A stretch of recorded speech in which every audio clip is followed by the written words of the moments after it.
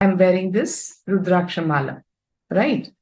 Just think of this Mala as the center of gravity line for this body. If this line is straight, then it means the Mala is in a rest position. If the Mala is held to the side, it's not resting, isn't it? If I leave it, it will come back to the resting position. Now, this down position, this Mala is totally resting and it is comfortable. I'll demonstrate again. The Mala is very comfortable and resting while it is here. When I pull it to one side, it is not resting. It's not comfortable. As soon as I leave it, see, it just falls back and comes here, isn't it? In the same way, your center of gravity line should fall in a straight line. Now, how do you deduce this? If it falls into a straight line, you will be totally comfortable in your body. You will be able to forget your body. Let me teach you how. Please sit straight. It would be good if you can sit on the floor. For whatever reason, you're not comfortable sitting on the floor. Even the chair is all right. Sit cross-legged on a mat if you can, with your right leg on your left thigh, as we call it Ardha Padmasana. Sit with your right leg on your left thigh, cross-legged. If you can't sit on the ground, only then sit on the chair, but try your best to sit on the ground. If you have your yoga mats, you can pull them out. Sit with your right leg on your left thigh. Your legs should be seen. I'm sorry, I'll not be able to demonstrate it to you, but the instructions are pretty clear, so I don't think it should be a problem. Let me know if it's simply not possible. I can also show it. See, if your legs are really under your control, you should be able to do the Ardha Padmasana, the posture that I'm telling you to sit in right now. Only then your legs are under your control. Otherwise, your legs are under somebody else's control. You don't have to sit like this the whole day. Just once if you sit, it is enough. Then the whole day you will be balanced. You will be comfortable.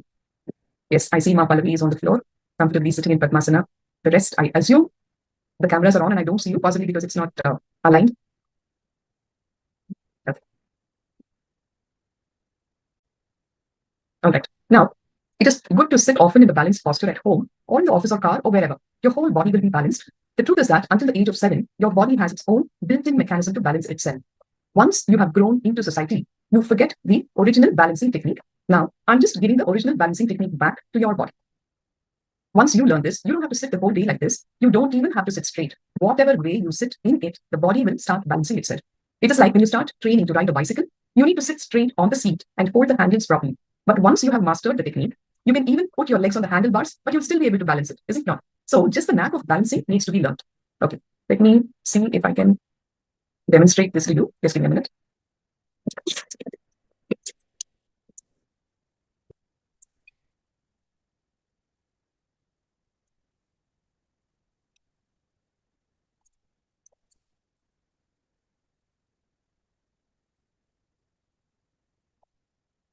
Okay, do you see my video? Is it clear?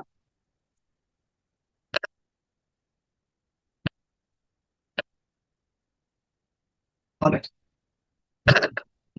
So you'll be sitting with your right leg on the left thigh. This is the Ardha Padmasana. If all of you can get into this posture, it would be good on the floor.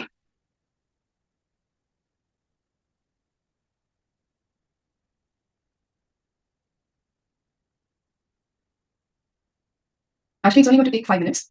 Sit with the right leg on the left thigh. First thing, for one moment, lean forward slightly and put your whole body's weight in front of you like this. Just lean forward and put your whole body's weight in front of you and feel the weight of the body. Naturally, you will feel that the whole body is being pulled by gravity. When you lean forward like this, you can see that your whole body's weight is being pulled by gravity. Now, hold that position for a bit.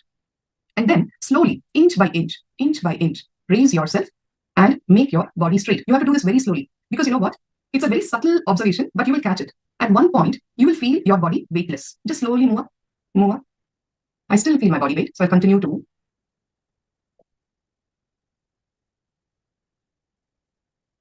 In this position, I feel weightless. Now my body is balanced. In reality, when you hit this point, you can continue to sit for hours together without any restlessness. We've all had the blessing of sitting in Bhagavan's presence at a stretch, even for 10 hours, 12 hours, without even feeling the slightest physical discomfort in the body. Are you all catching this? When your body is leaning forward, you will feel the weight, the heaviness of your body being pulled down by the gravity. Step by step, very slowly, leaning backward to the midpoint, you will see that the gravity becomes less. At one point, you will feel totally weightless. Now, that is the line in which your center of gravity falls in a straight line. Now, very slowly, lean backward and feel your weight again. Then slowly bring yourself back to the straight position again. At one point, you will feel totally weightless and relaxed, and that is your center of gravity line. Now, you will be able to feel this balanced position well. Are you all doing it?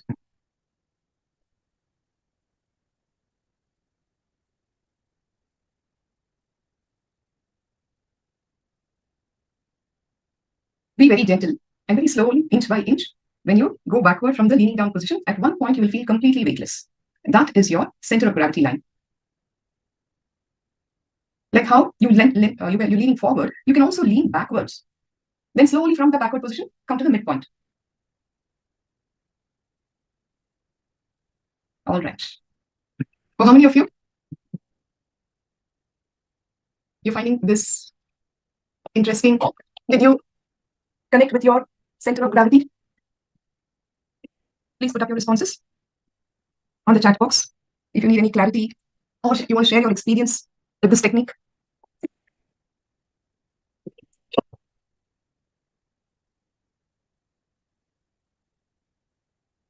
Yes, good to know. Only one thing should be understood. Your center of gravity should be in a straight line and you should feel weightless at that point. Okay, all right, ma'am. At that point, which you feel you don't have any weight, at that point, when you feel your body is the lightest, that is the point when your body is balanced. At this point, the hip should be in complete rest. It should not be moved. It should be totally fixed. Okay, now start balancing the body. Do it very slowly. You need to observe your body well. Only the backbone should be bending forward and backward, not the thighs, hips, or the legs. If you are balanced, sorry, Eugene, please get back to your position. Then close your eyes. You may also sit on a chair if you want to do this balancing technique. Relax in this balanced posture for a few minutes. It's okay even if you're sitting on the chair. Now that you know the technique, you can get the knack of it. Please relax in that balanced posture. Because even the next meditation, we will be doing in the same posture. Find your line of your center of gravity and sit with your body weightless, experiencing the weightlessness. Once your body learns the language of comfort, whenever you sit, automatically you will only sit in this posture. Because it is such a comfortable posture to be in where you have forgotten the body. If you observe Bhagavan, you would have noticed that whenever he sits and wherever he sits, his body will always be straight. Only with specific instruction to it, he bends the back. With you, normally, you will be bent. Only with specific instruction, you will sit up straight, isn't it? Every time, again and again, you'll have to keep repeating. Please sit with your head, neck, and spine in a straight line. Otherwise, all of us will be like this, slouching. So now, taste the comfort of sitting straight and balanced. If the body learns this, you will see a total attitude change. The whole body's attitude will change and it will make itself completely comfortable. Now, we will do the next meditation. Are we all ready? You can show me a thumbs up on the camera. Yes. Okay. Now, this is a meditation that's actually working on the physical body, making your physical layer into energy. Continue to be in that posture of balancing your body. Relax there for a few minutes. Close your eyes. Connecting to your body center.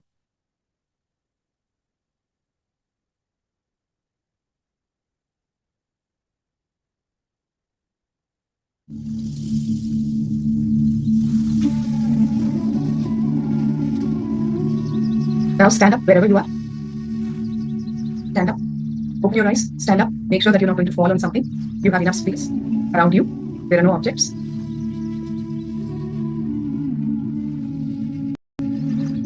Stand with your feet apart, 1.5 foot distance between the 2 feet.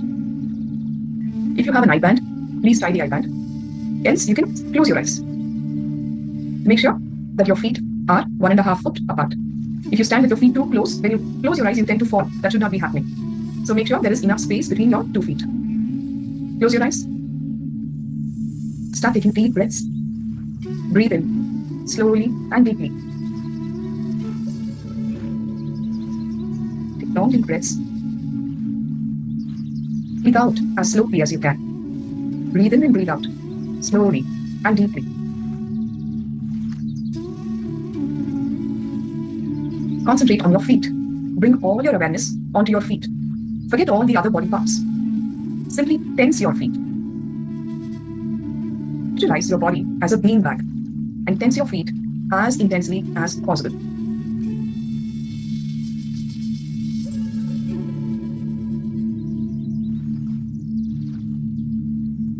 Forget the rest of your body.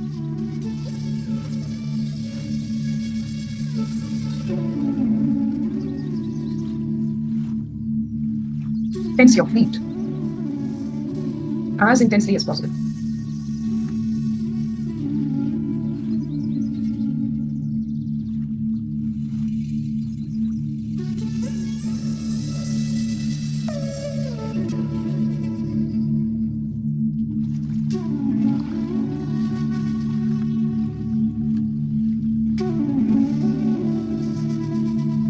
Now, relax the feet completely. Now, next, tense your calf muscles as intensely as possible. Only your calf muscles, as intensely as possible. Forget the rest of your body.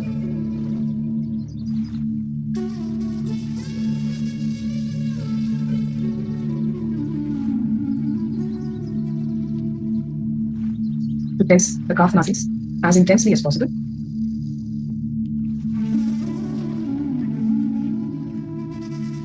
Relax.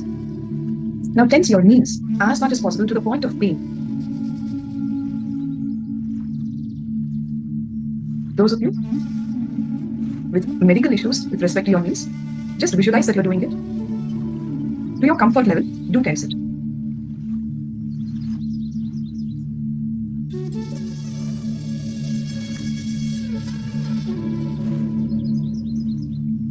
Relax.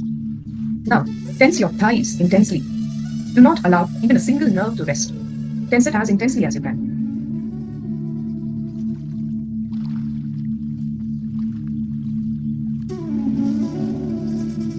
The strongest of your body muscles are in your thighs.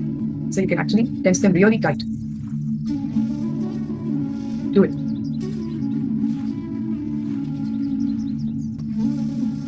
Relax. Now, tense your hips. The area around your hips. Tense it as intensely as you can do it.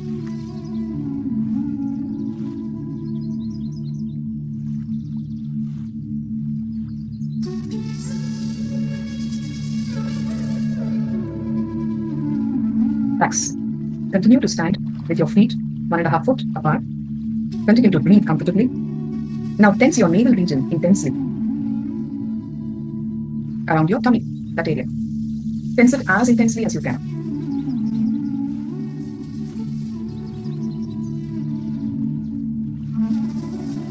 All your worries, your fears, all of them lie in that region. Tense it as intensely as you can.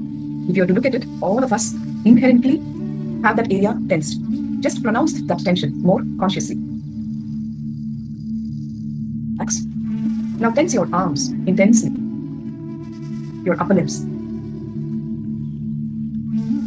Hold your fists tight.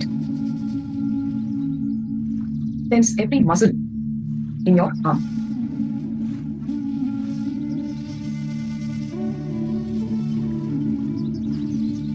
All the anger to beat up your worst enemy. Get that all into your hands and punch one. Like that you should be tensing your arms. Relax. Now, tense your face intensely.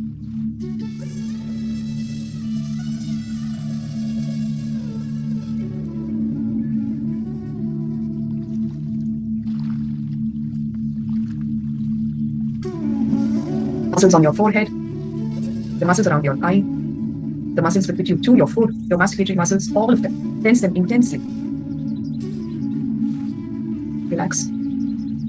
Now, tense the crown of your head intensely.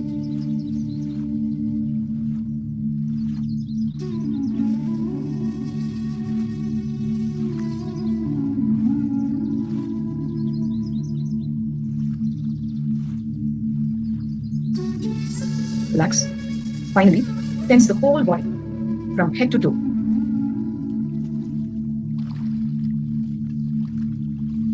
Muscles from head to toe. Tense them.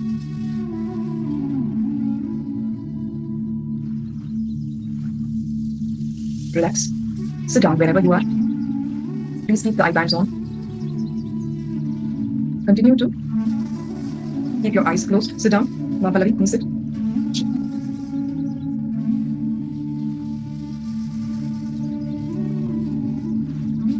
Now visualize and start inhaling and exhaling through the head. Visualize that your whole head is porous. Understand, every cell of your body breathes.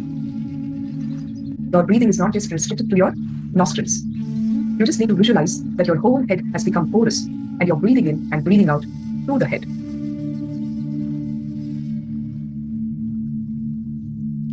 Next, inhale and exhale through every pore of the face, the ear, the nose, the eyes, mouth, neck, shoulders, hands, and the entire body. Visualize that you're breathing through every pore of your body.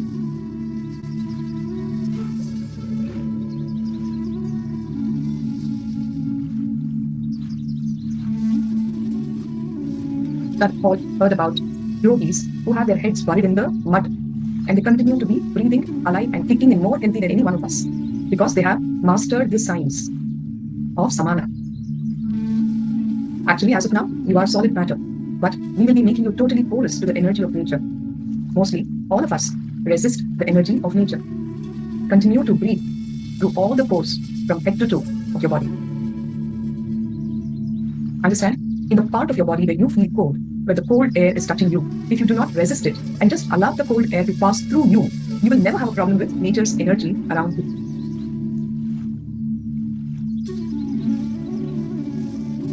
One has walked in the same dress when he lived in the Himalayas during the pre-enlightenment period. Bhagavan says, I walked in the Himalayan snow.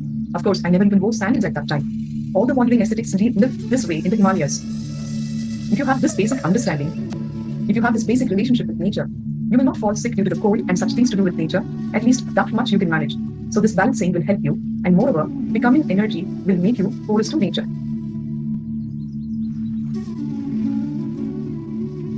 In the same position, start humming as deeply as possible and as loudly as possible. Think of yourself as a hollow vessel and start humming. Think of yourself as a hollow vessel. Forget your body, forget your mind, just become the humming. Put your whole effort on the humming.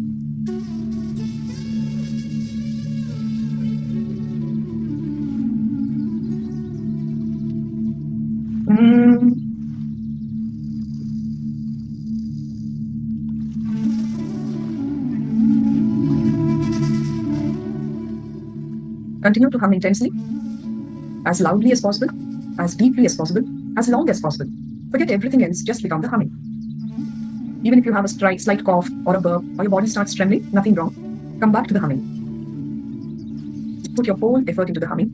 Forget that you're an individual person. Drown yourself in the energy that is being created by the humming. Forget your body and mind in the humming sound. Continue to hum intensely.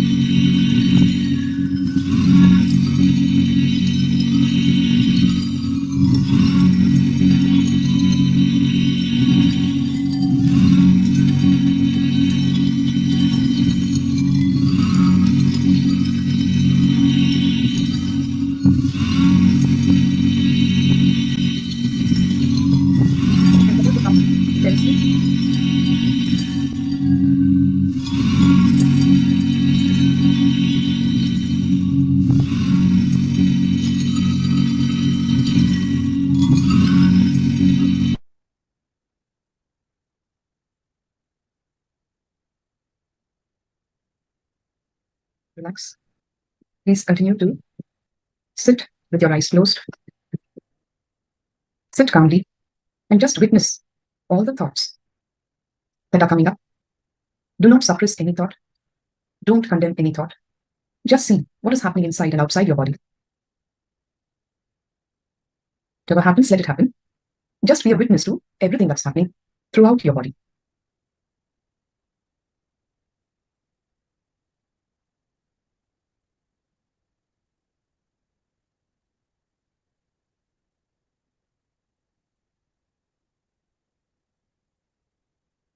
Become a witness to your thoughts and to any happenings.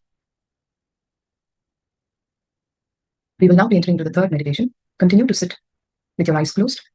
Visualize that you have lost all your possessions, your name, your fame, all your wealth. Everything is gone. See yourself as a nobody in the society. You are nobody. You lost it all. The big name that you had made, the fame that you had achieved, the wealth you created, the possessions that you have, you lost it all. Visualize that the people who respected you earlier no longer respect you. You have lost all money and you have become a beggar, begging on the streets. See very clearly, you are a nobody in the society.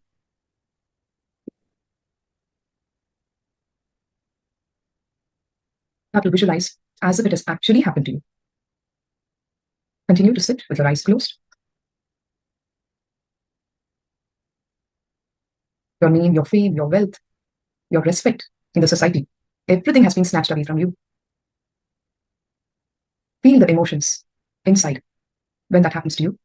Literally visualize you're a beggar begging on the streets, even for your basic survival.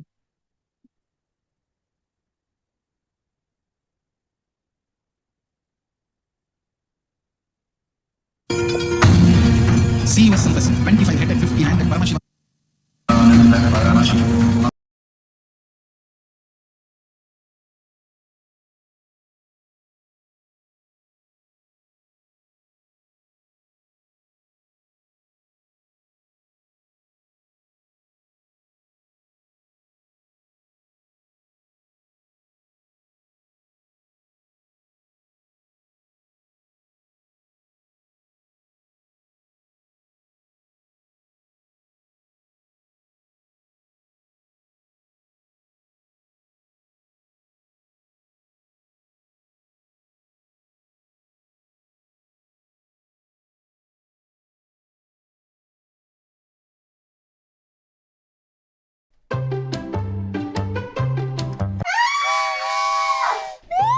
What happened?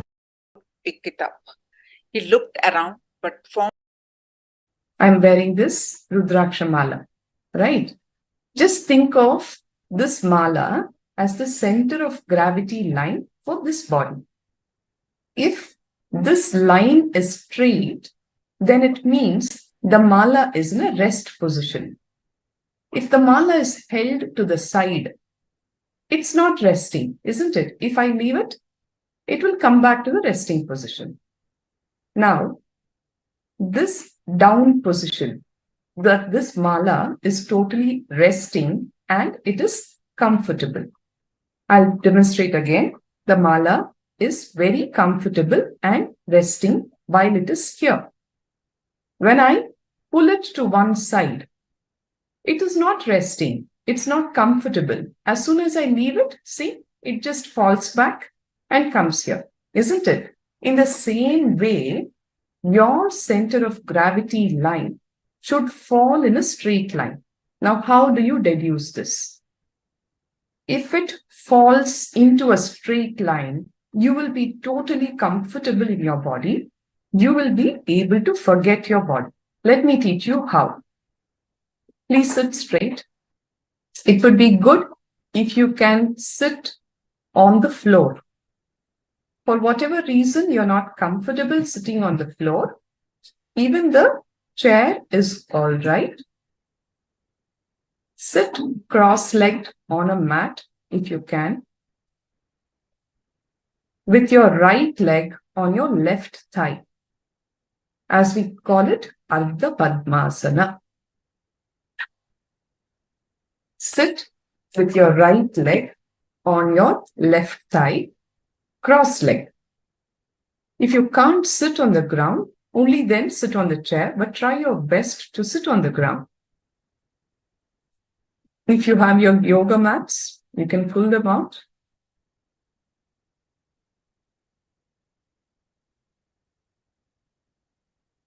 Sit with your right leg on your left thigh. Your legs should be seen. I'm sorry, I'll not be able to demonstrate it to you, but the instructions are pretty clear, so I don't think it should be a problem. Let me know if it's simply not possible. I can also show it. See, if your legs are really under your control, you should be able to do the Ardha Padmasana, the posture that I'm telling you to sit in right now. Only then your legs are under your control. Otherwise, your legs are under somebody else's control. You don't have to sit like this the whole day. Just once if you sit, it is enough. Then the whole day you will be balanced. You will be comfortable. Yes, I see Ma Pallavi is on the floor, comfortably sitting in Padmasana. The rest, I assume, the cameras are on and I don't see you, possibly because it's not aligned. Okay. All right. Now, it is good to sit often in the balanced posture at home or in the office or car or wherever. Your whole body will be balanced. The truth is that until the age of 7, your body has its own built-in mechanism to balance itself. Once you have grown into society, you forget the original balancing technique. Now, I'm just giving the original balancing technique back to your body. Once you learn this, you don't have to sit the whole day like this. You don't even have to sit straight. Whatever way you sit in it, the body will start balancing itself.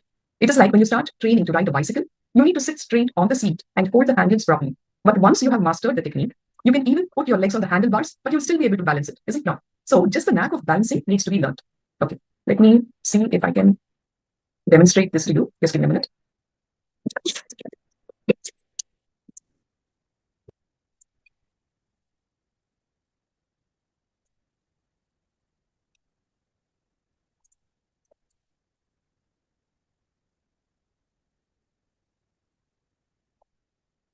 Okay, do you see my video? Is it clear?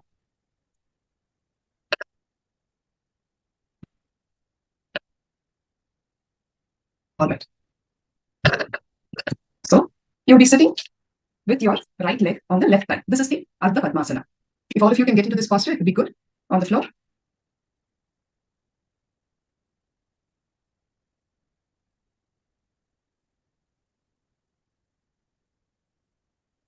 Actually, it's only going to take 5 minutes. Sit with the right leg on the left thigh.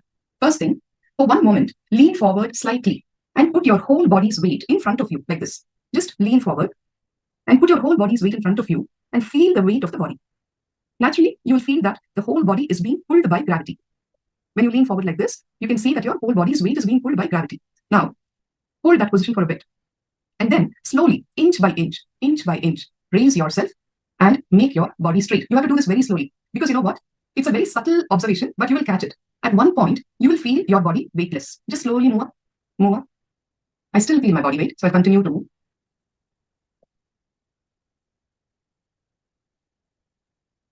In this position, I feel weightless. Now my body is balanced. In reality, when you hit this point, you can continue to sit for hours together without any restlessness. We've all had the blessing of sitting in Bhagwan's presence at a stretch, even for 10 hours, 12 hours, without even feeling the slightest physical discomfort in the body. Are you all catching this? When your body is leaning forward, you will feel the weight, the heaviness of your body being pulled down by the gravity. Step by step, very slowly, leaning backward to the midpoint, you will see that the gravity becomes less. And at one point, you will feel totally weightless. Now, that is the line in which your center of gravity falls in a straight line. Now, very slowly, lean backward and feel your weight again. Then slowly bring yourself back to the straight position again. At one point, you will feel totally weightless and relaxed, and that is your center of gravity line. Now, you will be able to feel this balanced position well. Are you all doing it?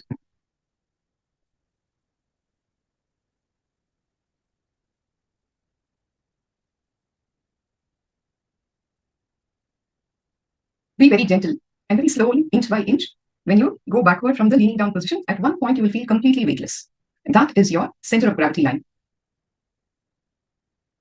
Like how you're leaning forward, you can also lean backwards. Then slowly from the backward position, come to the midpoint. All right. For how many of you? You're finding this interesting? Did you connect with your center of gravity?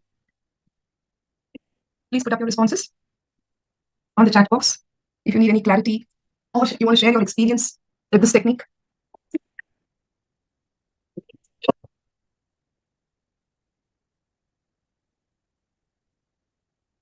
Yes, good to know.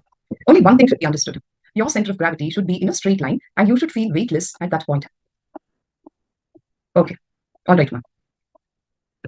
At that point, which you feel you don't have any weight, at that point, when you feel your body is the lightest, that is the point when your body is balanced. At this point, the hip should be in complete rest. It should not be moved. It should be totally fixed. Okay, now start balancing the body. Do it very slowly. You need to observe your body well. Only the backbone should be bending forward and backward, not the thighs, hips, or the legs. If you are balanced, sorry, Eugene, please get back to your position. Then close your eyes. You may also sit on a chair if you want to do this balancing technique. Relax in this balanced posture for a few minutes. It's okay even if you're sitting on the chair. Now that you know the technique, you can get the knack of it. Please relax in that balanced posture. Because even the next meditation, we will be doing in the same posture. Find your line of your center of gravity and sit with your body weightless, experiencing the weightlessness. Once your body learns the language of comfort, whenever you sit, automatically you will only sit in this posture. Because it is such a comfortable posture to be in where you have forgotten the body. If you observe Bhagavan, you would have noticed that whenever he sits and wherever he sits, his body will always be straight. Only with specific instruction to it, he bends the back. With you, normally, you will be bent. Only with specific instruction, you will sit up straight, isn't it? Every time, again and again, you'll have to keep repeating. Please sit with your head, neck, and spine in a straight line. Otherwise, all of us will be like this, slouching. So now, taste the comfort of sitting straight and balanced. If the body learns this, you will see a total attitude change. The whole body's attitude will change and it will make itself completely comfortable. Now, we will do the next meditation. Are we all ready? You can show me a thumbs up on the camera. Yes. Okay. Now, this is a meditation that's actually working on the physical body, making your physical layer into energy. Continue to be in that posture of balancing your body. Relax there for a few minutes. Close your eyes. Connecting to your body center.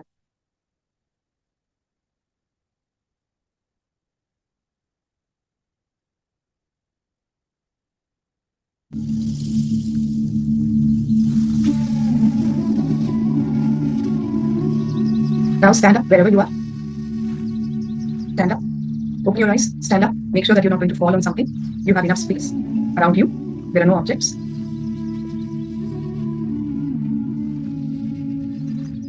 Stand with your feet apart, 1.5 foot distance between the 2 feet.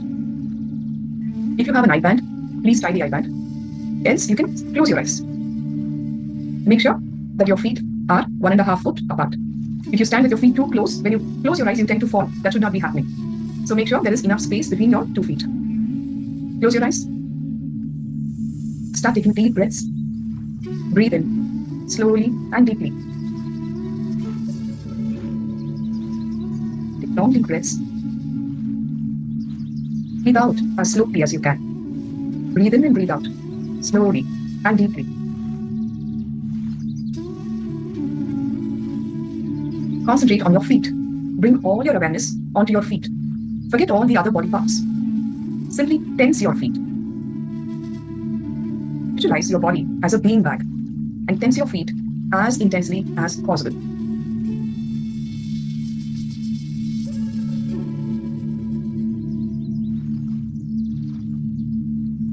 Forget the rest of your body.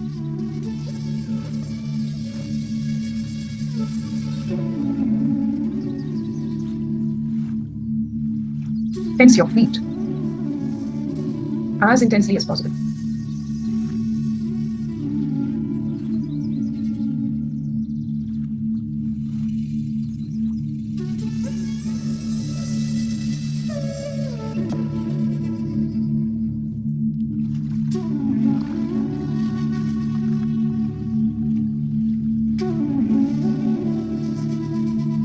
Now, relax the feet completely. Now, next, tense your calf muscles as intensely as possible. Only your calf muscles. As intensely as possible. Forget the rest of your body.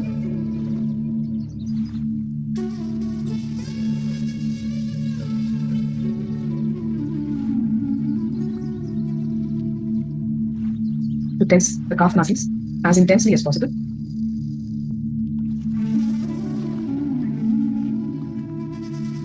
Relax. Now tense your knees as much as possible to the point of pain. Those of you with medical issues with respect to your knees, just visualize that you're doing it. To your comfort level, do tense it.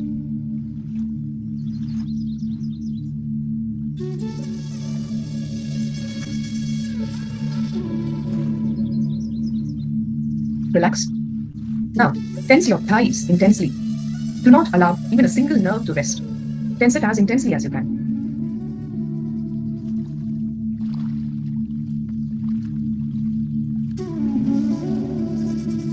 The strongest of your body muscles are in your thighs, so you can actually tense them really tight. Do it.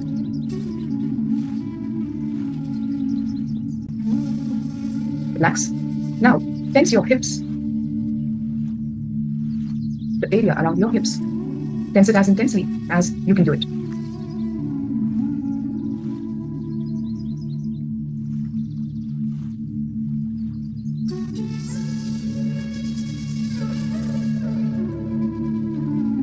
Relax.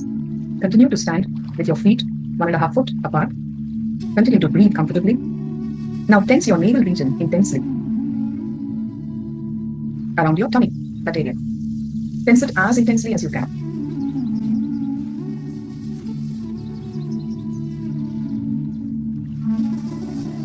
All your worries, your fears, all of them lie in that region. Tense it as intensely as you can. If you are to look at it, all of us inherently have that area tensed. Just pronounce that tension more consciously. Relax. Now tense your arms intensely. Your upper limbs. Hold your fists tight. Tense every muscle in your arm.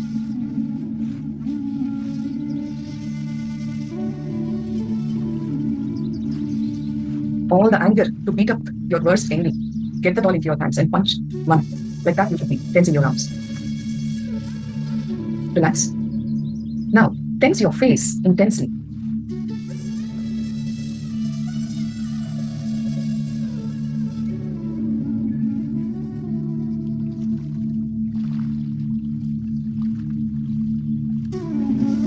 Muscles on your forehead, the muscles around your eye, the muscles with which you chew your food, your masticatory muscles, all of them. Tense them intensely.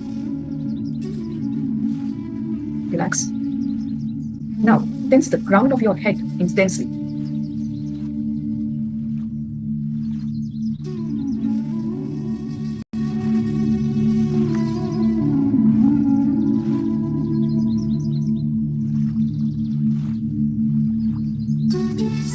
Relax.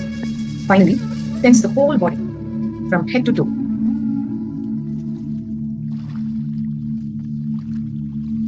Muscles from head to toe. Tense them.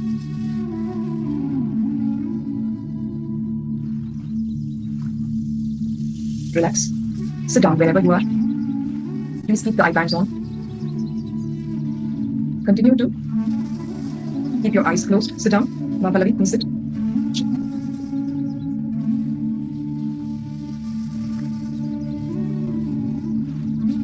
Now visualize and start inhaling and exhaling through the head. Visualize that your whole head is porous. Understand, every cell of your body breathes. Your breathing is not just restricted to your nostrils. You just need to visualize that your whole head has become porous and you're breathing in and breathing out through the head.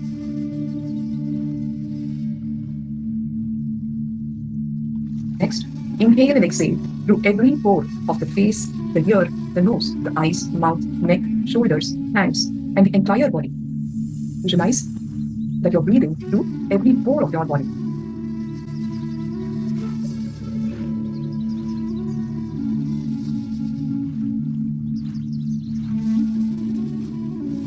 I've heard about yogis who have their heads buried in the mud and they continue to be breathing, alive and kicking and more healthy than any one of us because they have mastered the science of samana. Actually, as of now, you are solid matter, but we will be making you totally porous to the energy of nature.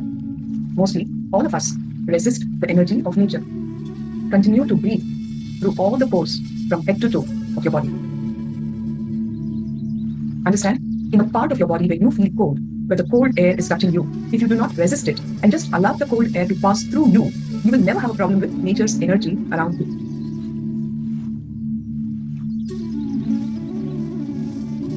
One has walked in the same dress when he lived in the Himalayas during the pre-enlightenment period. Bhagavan says, I walked in the Himalayan snow. Of course, I never even wore sandals at that time. All the wandering ascetics live this way in the Himalayas. If you have this basic understanding, if you have this basic relationship with nature, you will not fall sick due to the cold and such things to do with nature. At least that much you can manage. So this balancing will help you, and moreover, becoming energy will make you porous to nature.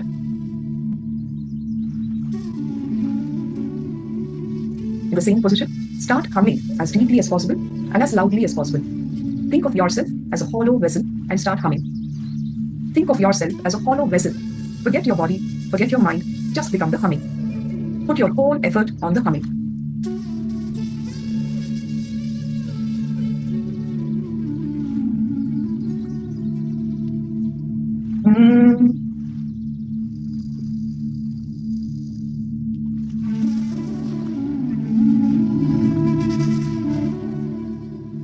Continue to hum intensely, as loudly as possible, as deeply as possible, as long as possible.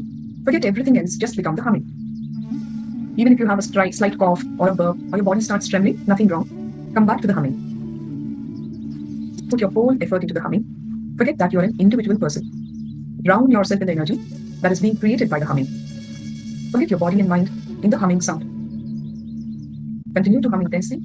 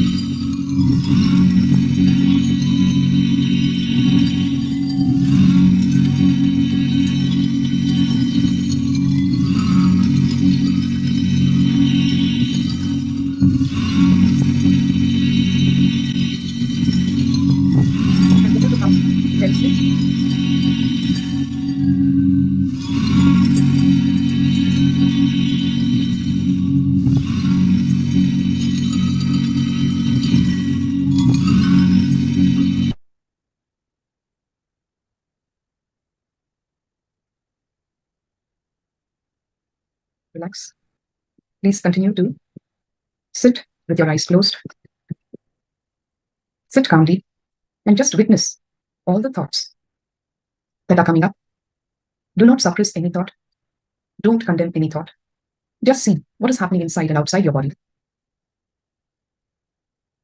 Whatever happens, let it happen. Just be a witness to everything that's happening throughout your body.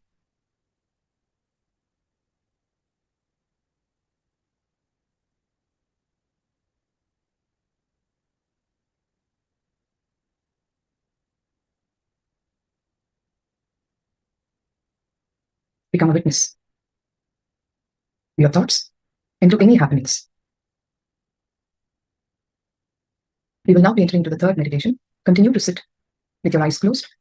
Visualize that you have lost all your possessions, your name, your fame, all your wealth. Everything is gone. See yourself as a nobody in the society. You are nobody. You lost it all. The big name that you had made, the fame that you had achieved, the wealth you created, the possessions that you have, you lost it all. Visualize that the people who respected you earlier no longer respect you. You have lost all money and you have become a beggar, begging on the streets. See very clearly, you are a nobody in the society.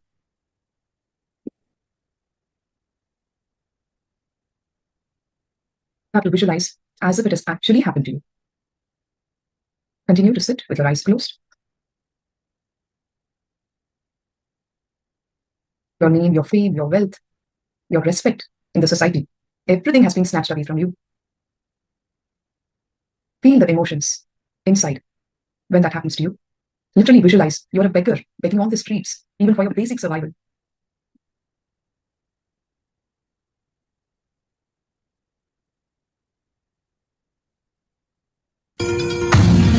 See yourself as 25-headed, 50-handed Paramashivoham.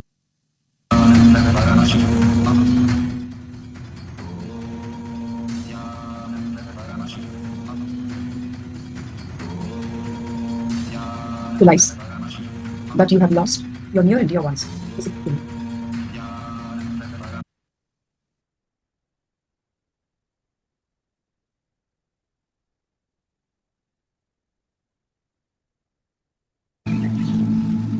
Visualize that your most cherished relationships are broken to an extent that they cannot be repaired.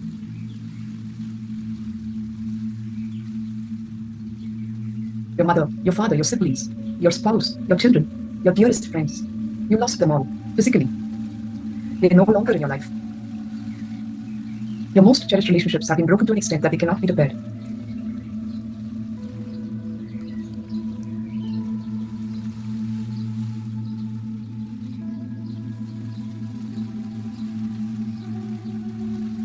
Everyone whom you thought is mine is no longer a part of your life. You're a broken person.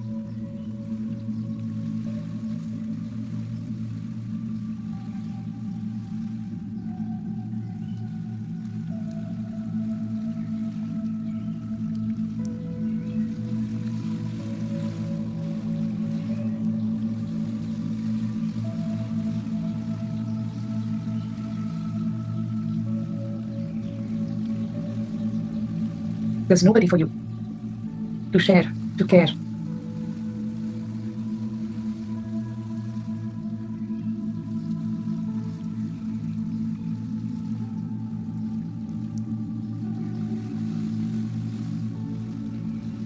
Even if there are people, your relationship has been broken to an extent that it cannot be repaired.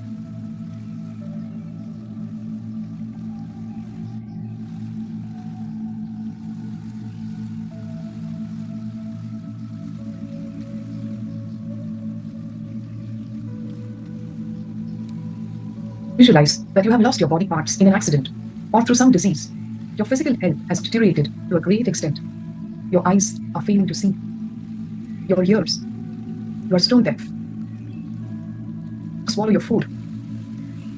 Your stomach is not digesting its food. None of your organs are functioning. Lost your body parts in an accident or disease.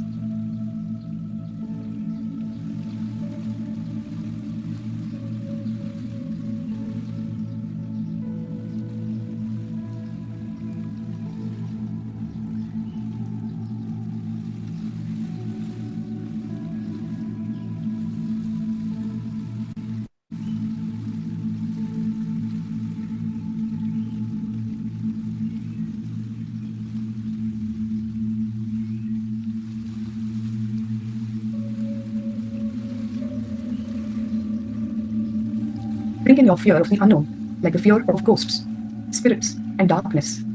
Live the fears to the maximum extent possible. Everything that you are afraid of. It could be darkness, it could be the fear of ghosts, spirits. Live all those fears to the maximum extent possible.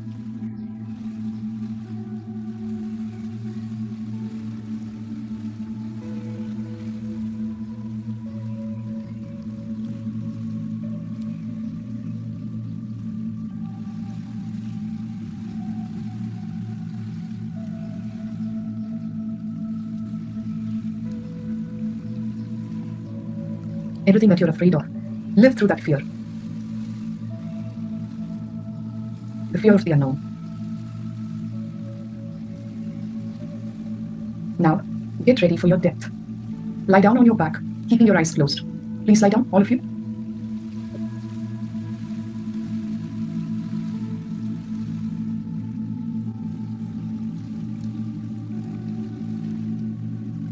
Lie down on your back, keeping your eyes closed. Visualize your toes and your feet are slowly dying. They are dead. Your calf muscles and knees are dead. Visualize your thighs are now dead.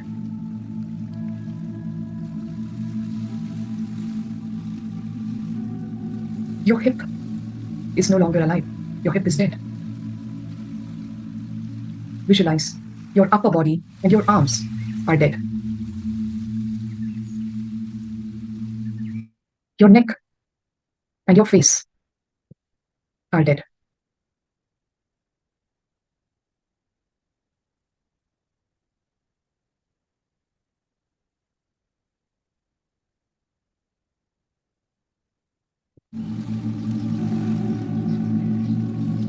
The soul is leaving your body through the Sahasrara chakra on the top of your head. You are dead. To your dead body, being surrounded by your relatives and your friends. All grieving your death. Watch your body being carried to the cremation ground by your friends and relatives.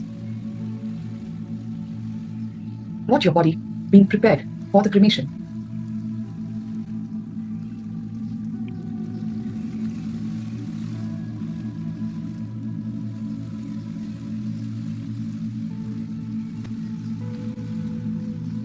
See all your near and dear ones, your relatives, your friends, are all mourning around the dead body.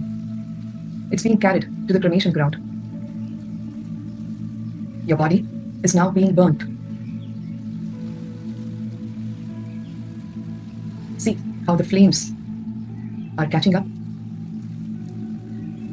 and consuming the body. Your body is burning.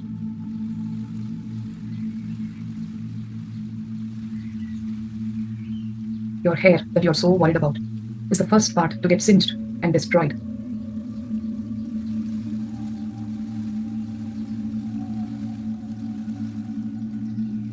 It's all burning down into ashes. It's becoming one with existence.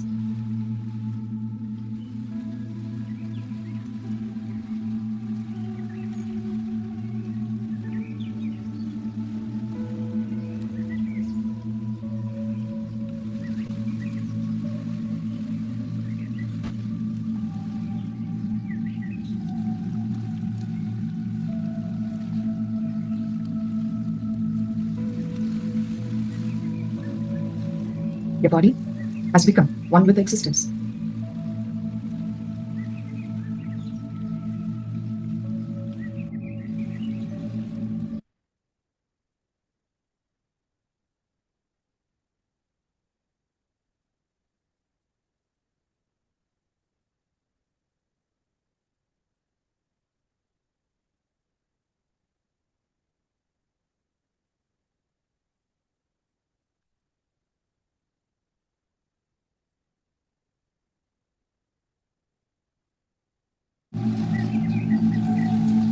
Now, enter back into your body.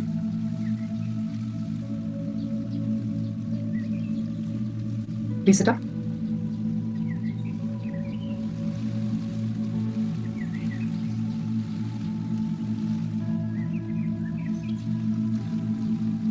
All of you.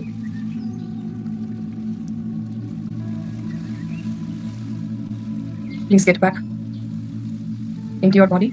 Sit up. Slowly open your eyes.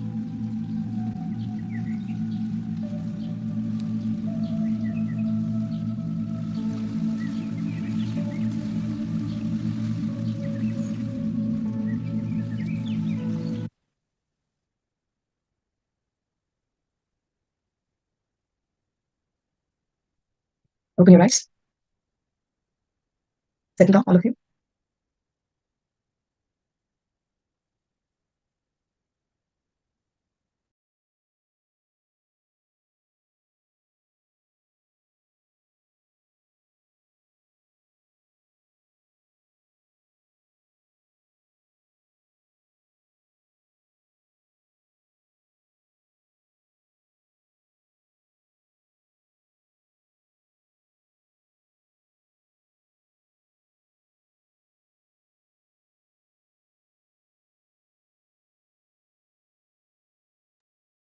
Sorry, thank you for that.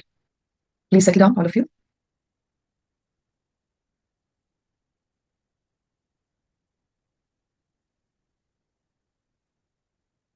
Please get back.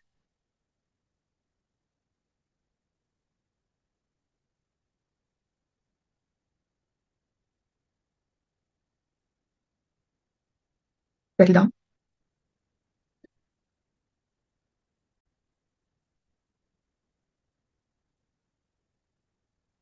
We all now just went through the death meditation process. Death meditation, even once, if you have done as a part of the Nithyananda Spurana program, and even if you forget everything, one fine day you decide, I'm done with this, no longer. Bhagavan has committed at the time when you are leaving the body in reality. He will be there for you at a point of time where nobody in this world, even your dearest, closest of your relationships, are not going to be there. He will be there for you, and you will have the choice. If you want to come back, he will help you to take a conscious birth, or if you say, no, Bhagavan, I'm done, I want to become a part of the cosmic consciousness, he will be there to liberate you. The only thing that is needed from our side is not to abuse the master. Or even if you decide, I don't want it and I'm cutting my spiritual umbilical cord connection with Bhagavan, it is okay, it's your choice. But if you continue, anytime you abuse the master Sangha, that process will not be happening for you at the time of your death. Apart from that, personally, I believe that is the best blessing any human being can be receiving, because death is the most painful event at the end of life. When there is nobody for you, he is going to be there doing his job. I'll read out a few testimonials from the participants who did NSB.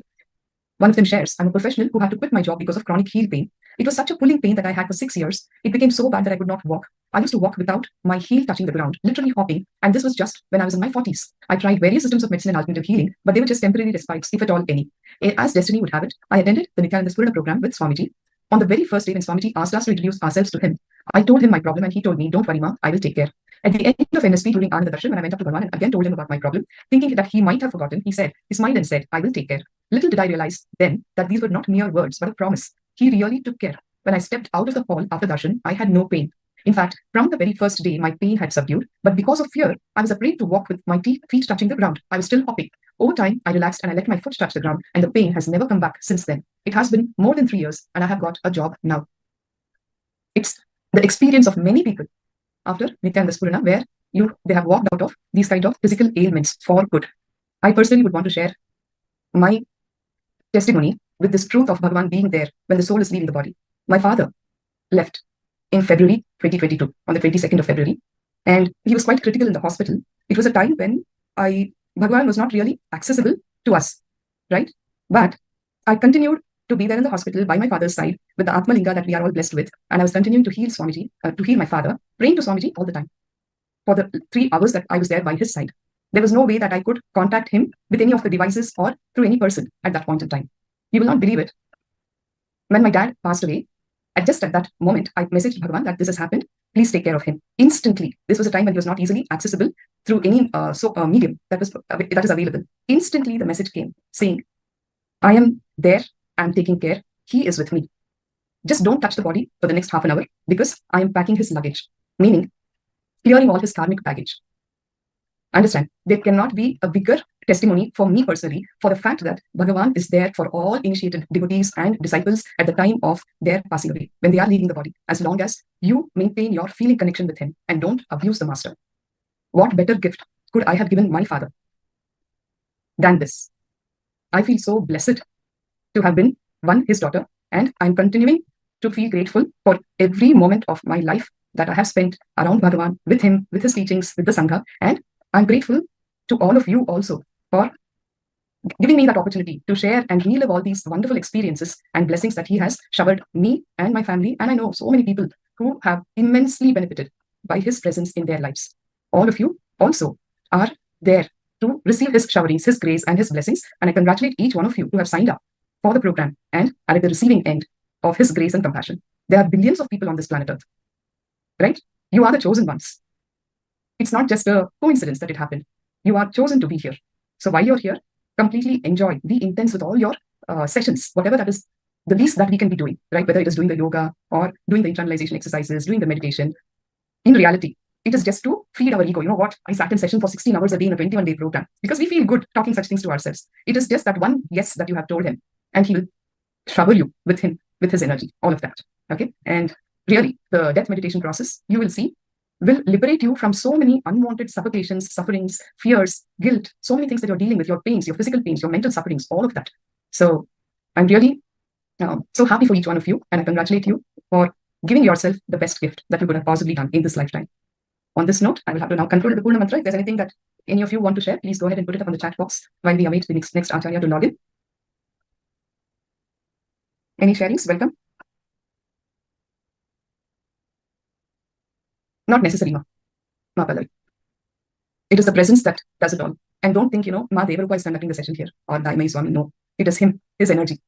So everything that is happening here is happening in his presence. It is not just an imagination or a visualization. It is an energy process. So don't do it for yourself. Anything else?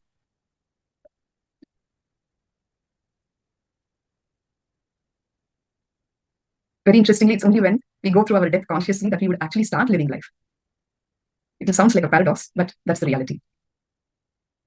Okay, so if there's nothing more to share or ask, I'll conclude with the Purna Mantra. Please sit straight. Yes, Ma, that's very normal. Body parts trembling when tightening initially. All the deep-rooted samskaras that we are storing in our muscle memory, all of that will be getting released. That's okay. Perfectly all right. Okay, so shall we sit for the Purna Mantra in the space of deep gratitude to Swamiji? Om Purnamada Purnamidam Purnat Purnamudachyate Purnasya Purnamadaya Purnameva Vashishyate Om Shanti Shanti Shantihi Harihi Om Tatsat Sarvam Bhagavat Shri Nithyananda Paramashiva Padukarpanamastu Om Nithyanandam. Thank you. Thank you.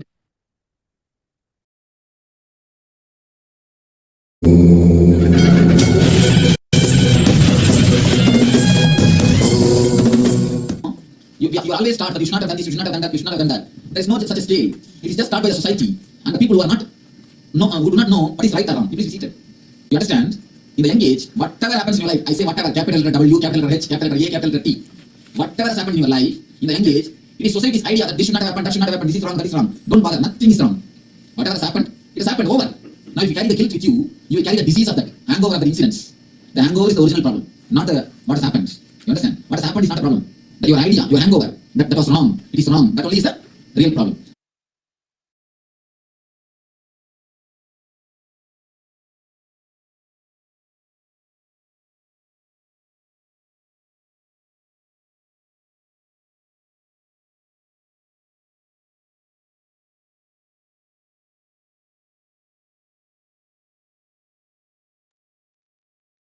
Nithyananda, everyone. Kindly turn on your cameras. Let's enter to the session. Kindly turn on your cameras. Okay, we will begin with the Satguru Vandanam. Please sit with your head, neck, and spine in the straight line as we chant the Satguru Vandanam.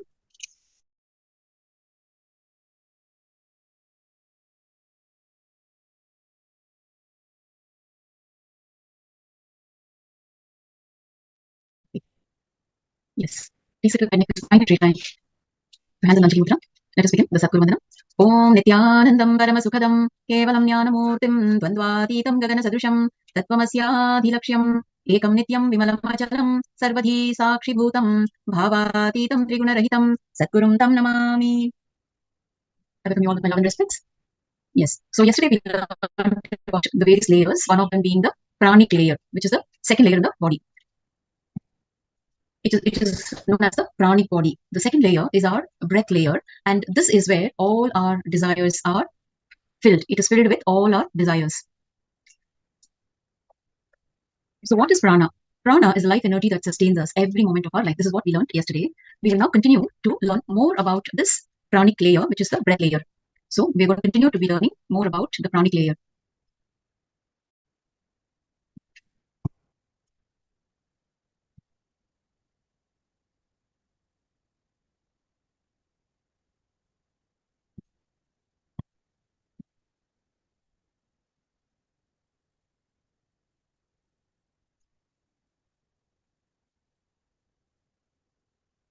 So we will continue from where we left yesterday.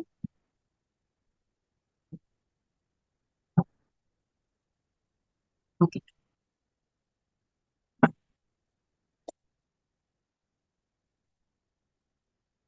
Okay. So we were looking at the alchemy process. What happens when we understand that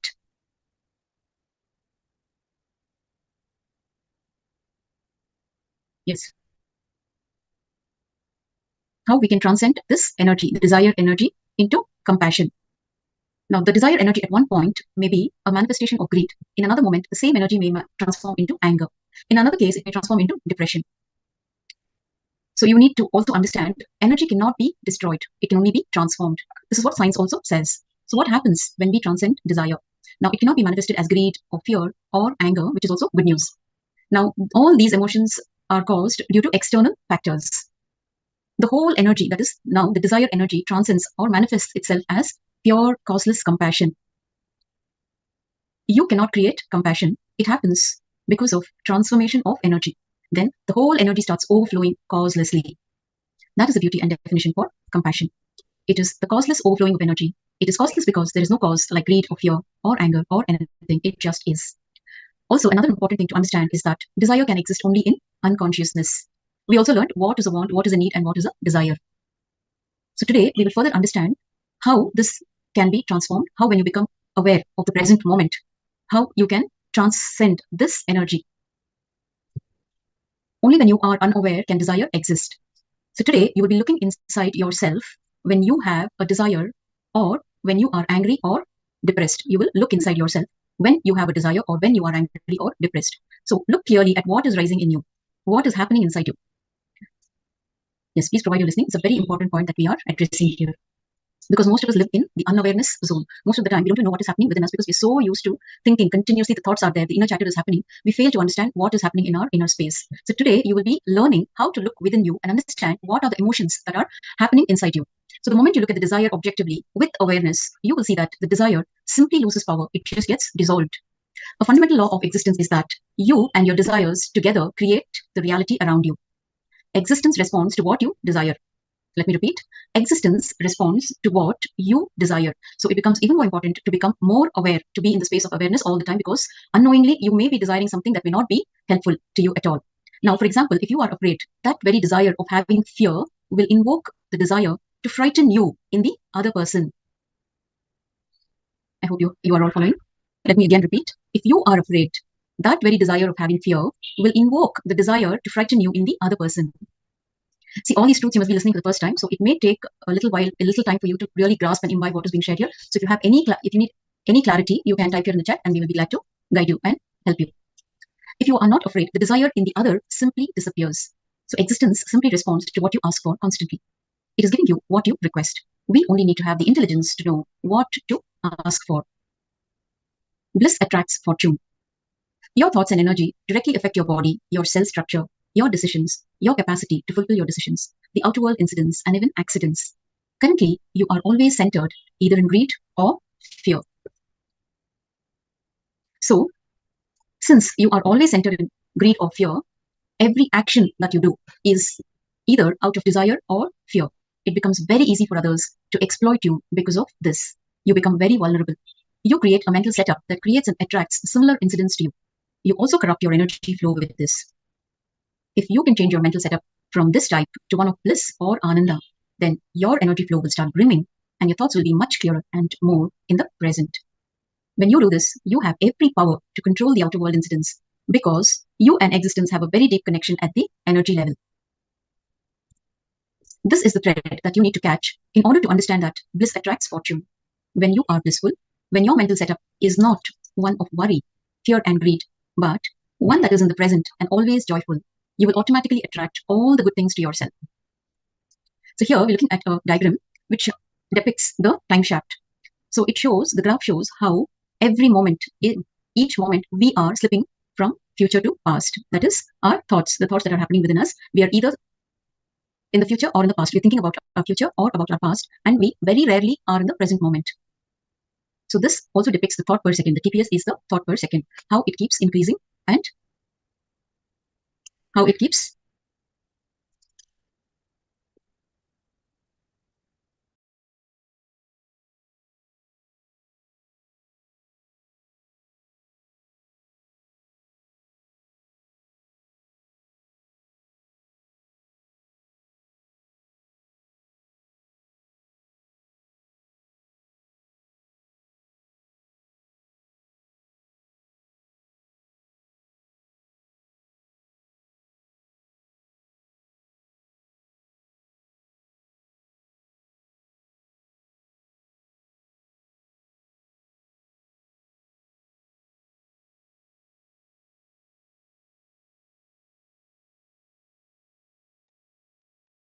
Yes, sorry for the technical glitch. Let's continue.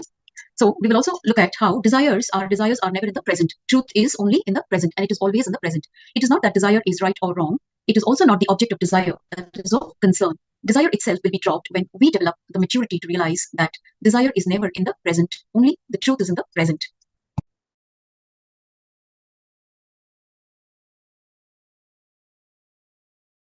Another thing we know is that desire is always from the past. We cannot desire something absolutely new. Can we desire something we do not have some idea about already? The answer is no. So desire is always from the past. Most of the time, it is unfulfilled. Now, having said that, can you ask for anything from the past or future? Again, the answer is no, because neither exists, neither your past, neither your future.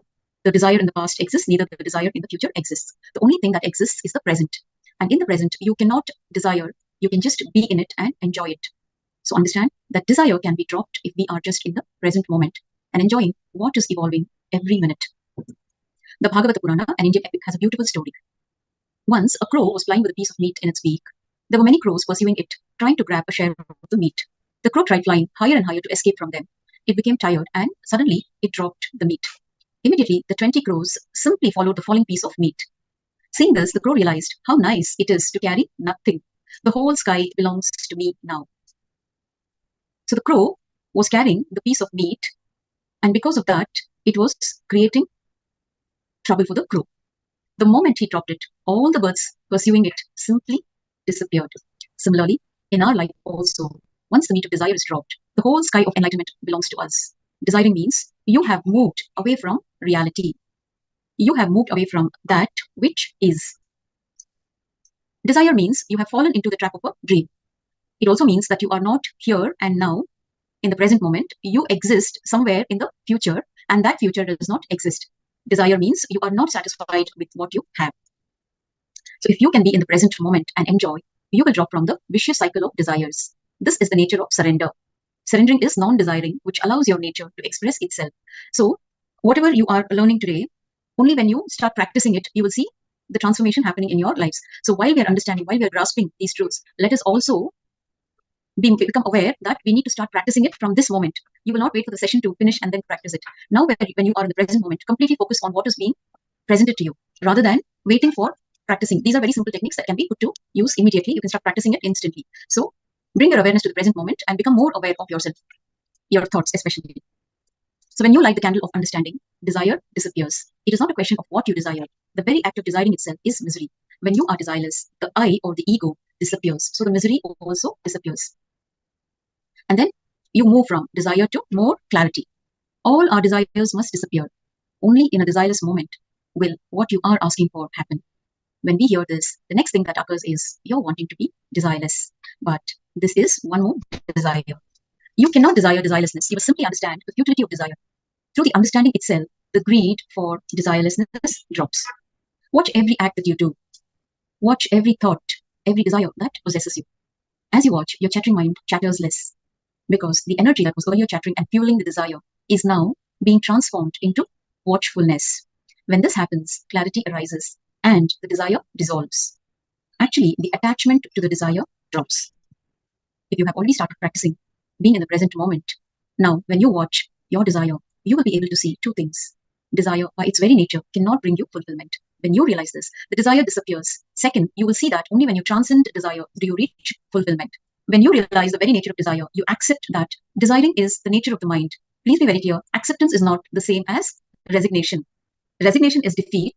One becomes resigned when one feels nothing more can be done about something. But acceptance is a totally different thing. Acceptance again here does not mean that you have accepted defeat. It simply means that there you have clearly seen and understood the real nature of something, that's all. Acceptance has nothing to do with defeat or victory. It is just clearly seeing what is, that's all. So now comes the most interesting part. So how do we transcend this desire into compassion? Now we will be doing a meditation, a very beautiful meditation to experience, to have this experience. So let's get into the meditation, requesting all of you to sit down. Please be seated either on the floor or on a chair, but you need to be in a comfortable position. You cannot move, and make sure that you are all seated comfortably with your head, neck, and spine in a straight line. Now, there are 4 steps to repeat here. You can tie your eye bands. For better focus, you can tie your eye bands.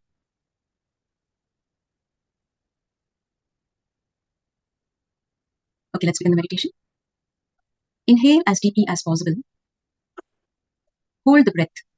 Fill your lungs and remain that way for as long as possible. Let me repeat. The first step is to inhale as deeply as possible. And then hold the breath. Fill your lungs and remain in the same way for as long as possible. Then exhale through the mouth, emptying out your lungs. You will inhale through your nose. You'll hold the breath for as long as possible. And then you will exhale through your mouth. Please listen. You will exhale through the mouth, emptying out your lungs. Keep your lungs empty for as long as possible. This is one cycle. So you will inhale and then you will hold the breath, filling your lungs and remain in that way for as long as possible. And then you will slowly exhale through the mouth. You will empty out your lungs. Keep your lungs empty for as long as possible. This is one cycle. So let's continue to do this.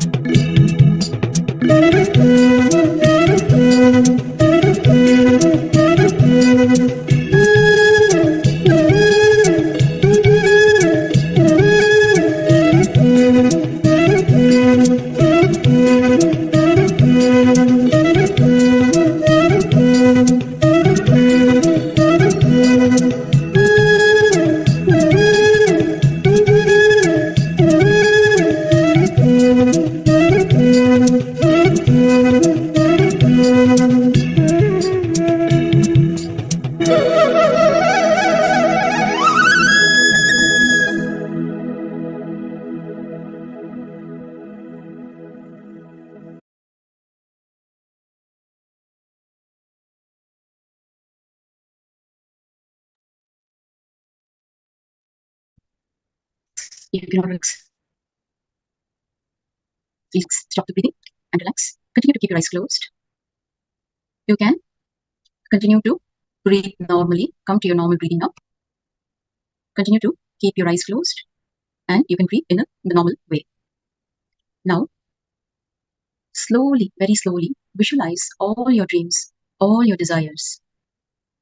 Continue to keep your eyes closed. Start visualizing all your dreams and all your desires.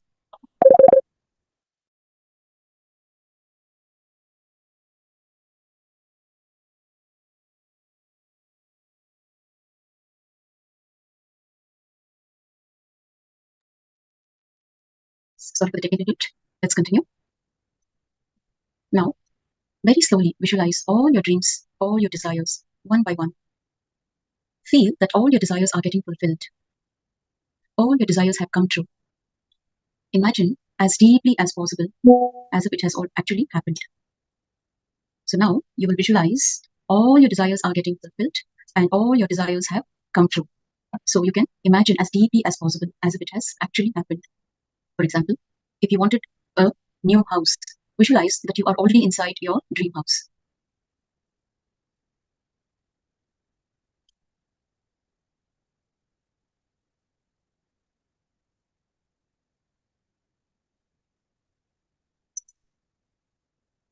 Yes, continue to visualize.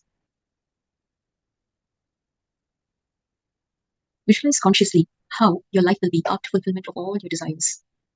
If one of your desires is wealth, visualize how you will be when the desire is fulfilled and feel that way now. Visualize how you will live after getting all the wealth that you always wanted to own.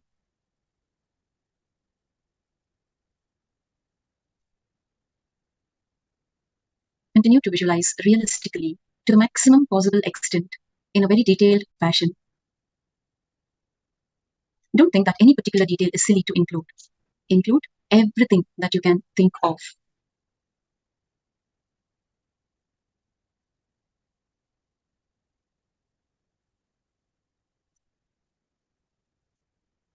So look into all the desires that are coming up.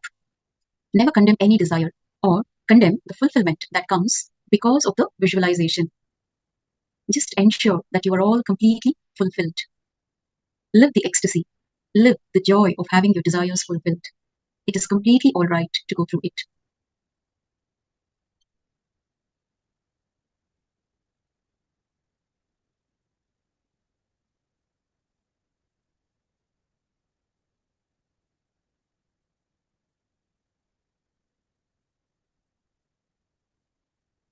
Visualize all your desires having to do with name and fame. Visualize how your life and actions will be once the name and fame have been achieved. Visualize and enjoy your new social status. There is nothing wrong in doing so. Visualize how you will be attended upon by people because of your new status. Feel gratitude towards them and enjoy the whole scene.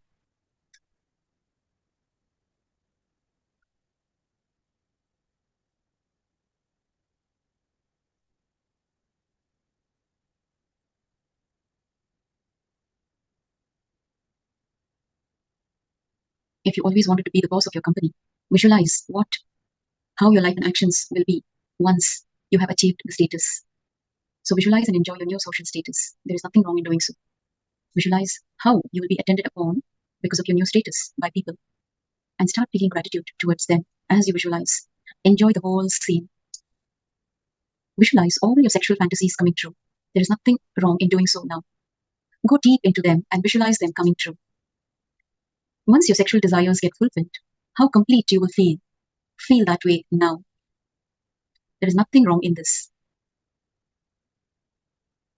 Feel the relaxation and fulfillment upon satisfying all your sexual desires.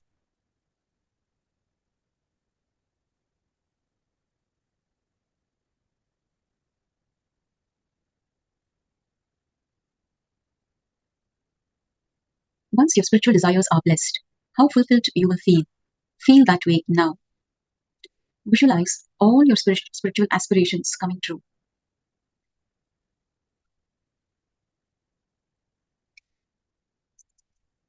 If there are any broken relationships that you desire to be repaired, now is the time. Visualize that you have taken the steps needed to repair the relationship and that it has become all right. Feel the relief and joy because of the repaired relationship.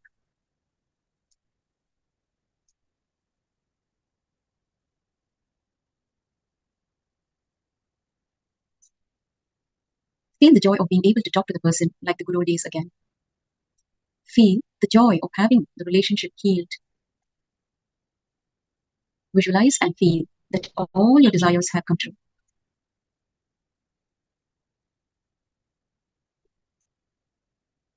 Visualize that your life now is in complete fulfillment, exactly how you would want it to be in all aspects. Consciously put your whole effort and visualize things in a detailed way.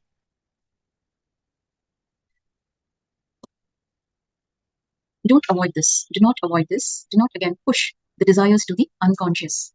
Bring them up to the conscious and live them. Drop all your fears, all your doubts now. Just follow the instructions. Bring up all the desires and start living them. Consciously start bringing up all the desires within you and start living them. Live them totally with all the juice in them. Understand that there is nothing wrong in going fully ahead in your visualization. This is your best opportunity because you are in the Master's presence. It is the Master's energy which is guiding all of you right now through this meditation. So just follow the instructions as it is. Then you will experience the benefits of this meditation. When you start visualizing all your desires, you will automatically start concentrating on the third eye, on the brow chakra, located between your eyebrows. Allow that to happen. Encourage your mind to get concentrated on the third eye.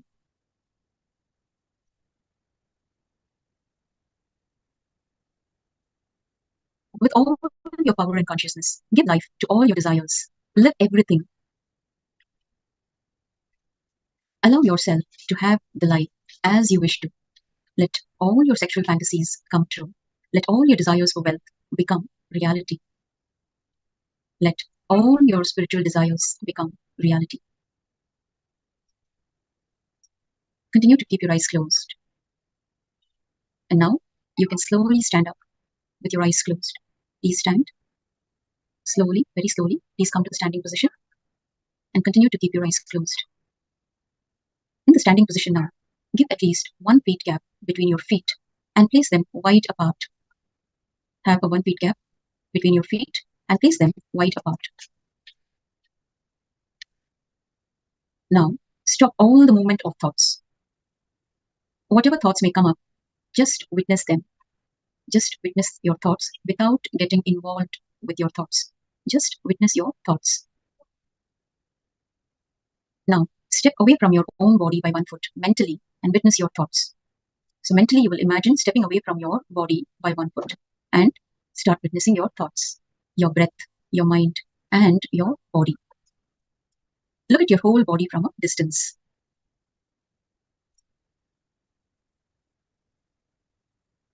Do not associate yourself with the body or the mind. Just be a witness. Witness the thoughts that are arising. Let your hands be loose and relaxed. Continue to witness. Continue to witness the thoughts that are arising.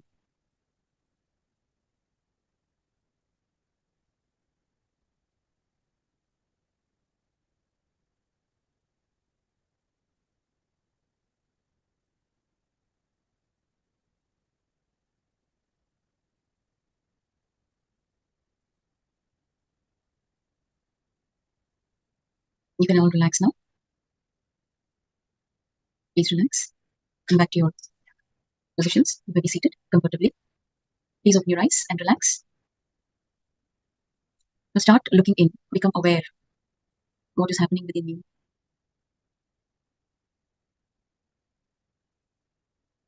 When your mental body becomes empty, when your pranic body opens, your being becomes porous to the live energy.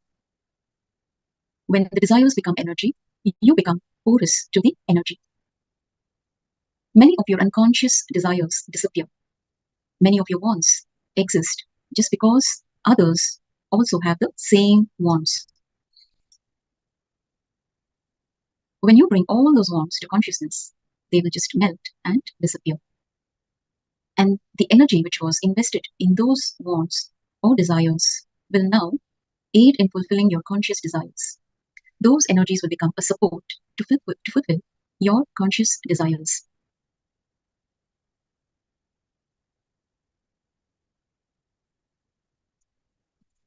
Now, not only do the unconscious desires disappear, the energy that was locked in them now becomes a positive support for your conscious desires. You will start seeing that even when you don't ask, things start happening for you. The desires have started melting and becoming energy for you. Actually, they are energy. They are not cancers, as we think. We always think that desires are blood clots. No, they are not blood clots. They are blood. Because you have not brought consciousness into them, they have become blood clots. When you bring consciousness to them, they become blood again.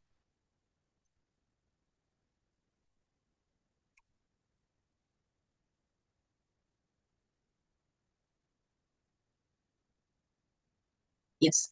So you can now relax. You can slowly open your eyes. So all of you, if you are seeing any kind of changes that is happening within and outside, internal as well as external, you can share your experience here in the chat. How you felt during the meditation. You can continue to do this meditation after the sessions. You can continue to practice this meditation. So now we will share some of the experience from the participants who attended this program when the master was physically available at Adi Kailash. So the participant who attended this program is sharing his experience. So let me read out this person's experience here. So he says, I'm usually a person, the name of the person is Anand Devskar. I'm usually a person who gets startled quickly. After my NSP, that is the Nithyananda Spurana program, I noticed that the situations that would have jolted me earlier caused no fear stroke or jumpiness in me. I was able to discover this within that millisecond of reaction. I feel like a different person now. Things that used to affect me just do not touch me anymore. Anxiety, worry, it's just gone. And the desires too. And he is in Nithyananda, which means eternal bliss. Another person here is sharing, I did my NSP at Aircard in Tamil Nadu. During the course, the most memorable experience for me was the pranic layer meditation.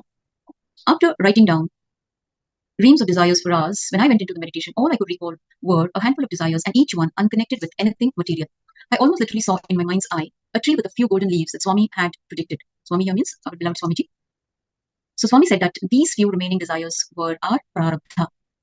I had no clue what he meant, but was quite surprised that someone like me, who had been an aggressive corporate warrior, found nothing of material value to remember as my core desire.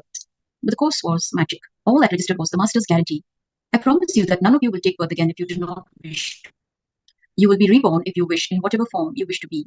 I was so relieved that I was not going to be reborn. 3 months ago, I would have dismissed this as the claim of a crazed soul. But sitting in front of the master, who was younger than my son, I had no doubt that whatever he said would come true. The 4 days passed rapidly, and the last night was a sleepless Ananda Darshan for nearly 300 people, all of whom received a spiritual name. I remember falling at the feet of everyone, young and old, with no thought as to who I was. During the program, we formed groups and performed skits. Swami sat on huge speakers and enjoyed the way we made fools of ourselves. During one skit that had an all-female cast, a few of the participants made fun of the women in what I thought was an uncouth way. I could not help telling them to stop heckling the women. One of them I found especially distasteful, and I was quite rude to him in front of Swamiji, telling him to lay off. Surprised, perhaps, this person did, and the skits continued. I forgot about the incident after that, but when I went back to the ashram for Acharya training, I started wondering why I was so critical of this person while Swamiji was laughing his head off at this man's antics. The thoughts wouldn't go away. If my master didn't mind, why should I? Was the refrain that kept playing in my mind. How dare I? Who was I to judge? I remember asking Aya, Swamiji's secretary and senior disciple. He said that the very fact that I was thinking this way meant changes were happening in me. I had no idea about what these changes were. A few days later, this person was in the ashram for some work. I was near the kitchen beyond the laughing temple, and I saw him approach from a distance of about 100 meters away. When he saw me, I saw that he hesitated. Not surprising, since I had been quite rude to him during the NSP. Suddenly, something broke within me. I can recall perfectly, clearly, the exact moment. I walked forward towards him with my arms open. As I hugged him halfway down the pathway, I guess nobody would have been more surprised than this person. I had tears in my eyes. Neither had I anything to say, nor there seemed a need.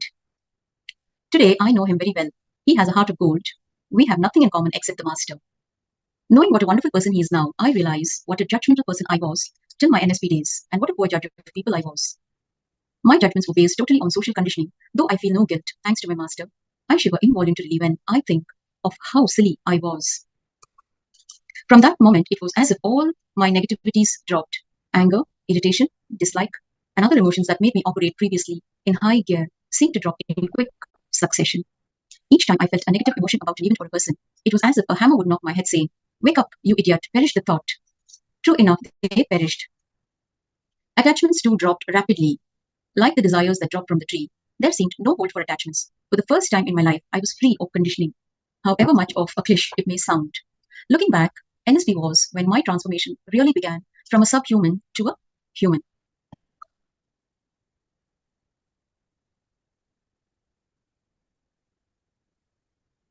So with that, we come to the conclusion of the segment.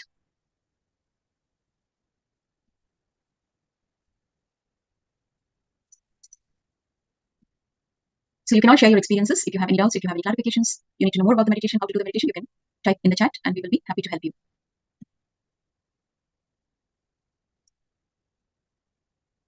Yes, if you don't have any doubts, we will conclude. So here Pallavi is sharing her experience. I noticed my awareness was fully into what I wanted. By default, which I usually worry about, that presence was not there at all. Okay, beautiful. Wonderful experience. So continue to do this meditation whenever you can find time. It's better we make time to do these meditations. So make time for yourself every day and continue to practice these meditations. The meditation that impacts you the most, continue to do those meditations. Thank you for your sharing, Ma. So we will conclude the segment with the Purna Mantra. Please sit up with your head, neck and spine in a straight line as we chant the Purna Mantra. Please sit straight with your hands folded in the Anjali Mudra. Let us chant the Purna Mantra. Om Purnamadav Purnamidam Purnat Purnamudachyate Purnasya Purnamadaya Purnamevavasishyate Om Shanti Shanti Shanti Hari Om Tat Sat Sarvam Bhagavad Shri Nithyananda Paramashivoham Padukarpanamastu Om Nithyanandam. Thank you all for participating. Nithyanandam. Thank you, Mother Swami. Nithyanandam, everyone.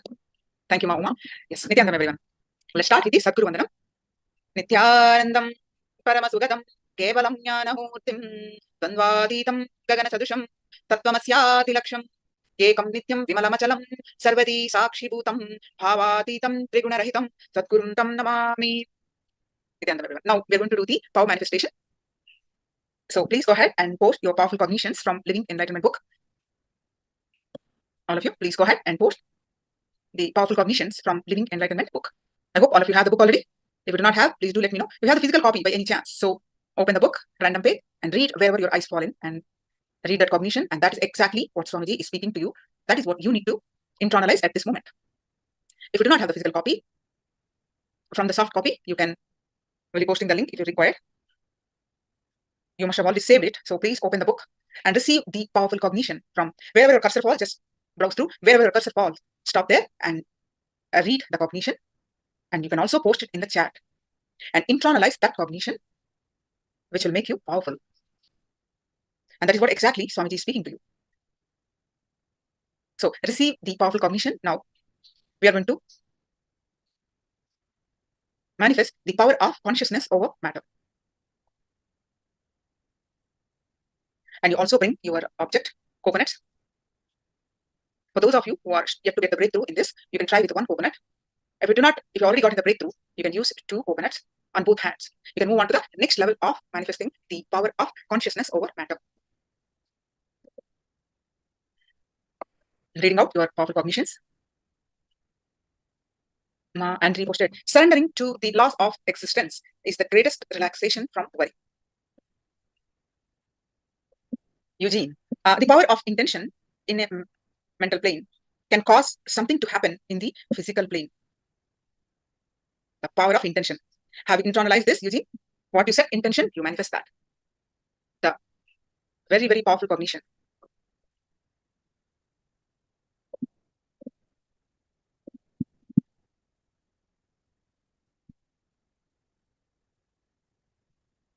Yes, anyone else? Please post your cognitions immediately. Now, and also bring your object. We are going to do one more round of the consciousness over matter in a next level of manifesting. Pain shaft or joy shaft, both lead to suffering. Pallavi, wonderful. So do not clutch the thoughts. Beautiful cognitions. With this powerfulness, now let's start manifesting the power of consciousness over matter. So all of you get your objects. Intensely manifest this power. You can move anything in life. So please bring your objects.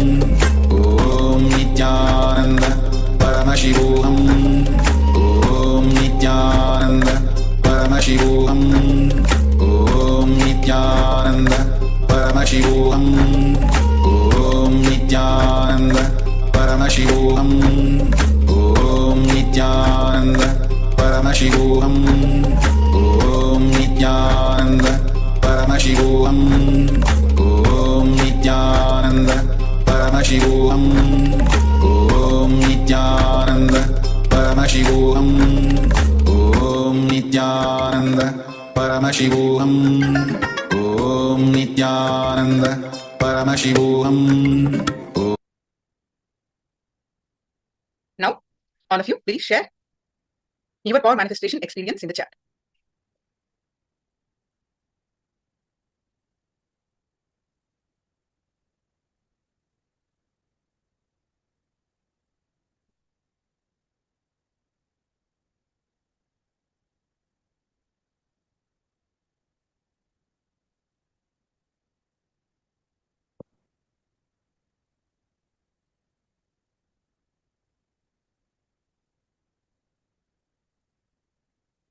Root was moving clockwise on my palm. Wonderful.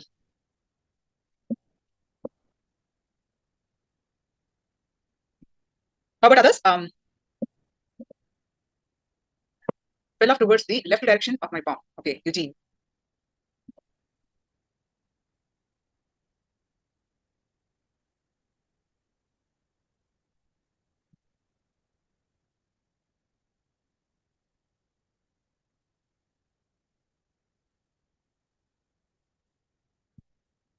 Yes, anyone else to post, you do it so immediately. Now we are going to enter into the next layer. We're going to learn about the next layer.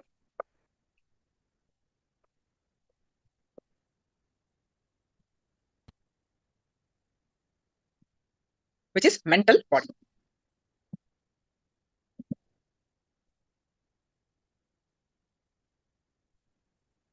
The mental layer or mental body is associated with the powerful emotion of guilt. Powerful emotion of guilt. Thoughts are much more powerful than we think they are. We think our thoughts can at the most affect only us, right? Okay, if I have negative thoughts, I get sick, physically get sick. That much understanding we have, but it doesn't end there. It not just affect us, but it affects the whole world. Our thoughts are so powerful. For example, we may think that if we have negative thoughts, they can put only us into depression.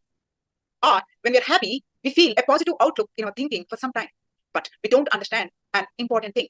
Our thoughts do not affect just us. It affects everybody around us. What the thoughts that we entertain not just affect us, but around us. A lot more. In fact, our thoughts affect the whole world. We may not be able to believe this logically. Right? It's hard to believe. But it is our collective thoughts that are responsible for every single incident happening in this universe. We talk about calamities, right? We talk about this, all that. But we're all responsible for that. Because of the collective negativity, these things are happening. It's hard to believe logically. Nothing is an accident. Nothing happens randomly. Because we don't understand the science behind what is happening. We call them incidences or accidents or coincidences. For this, we need to clearly understand these deep yet fundamental truths about life that will change the very way we look at life.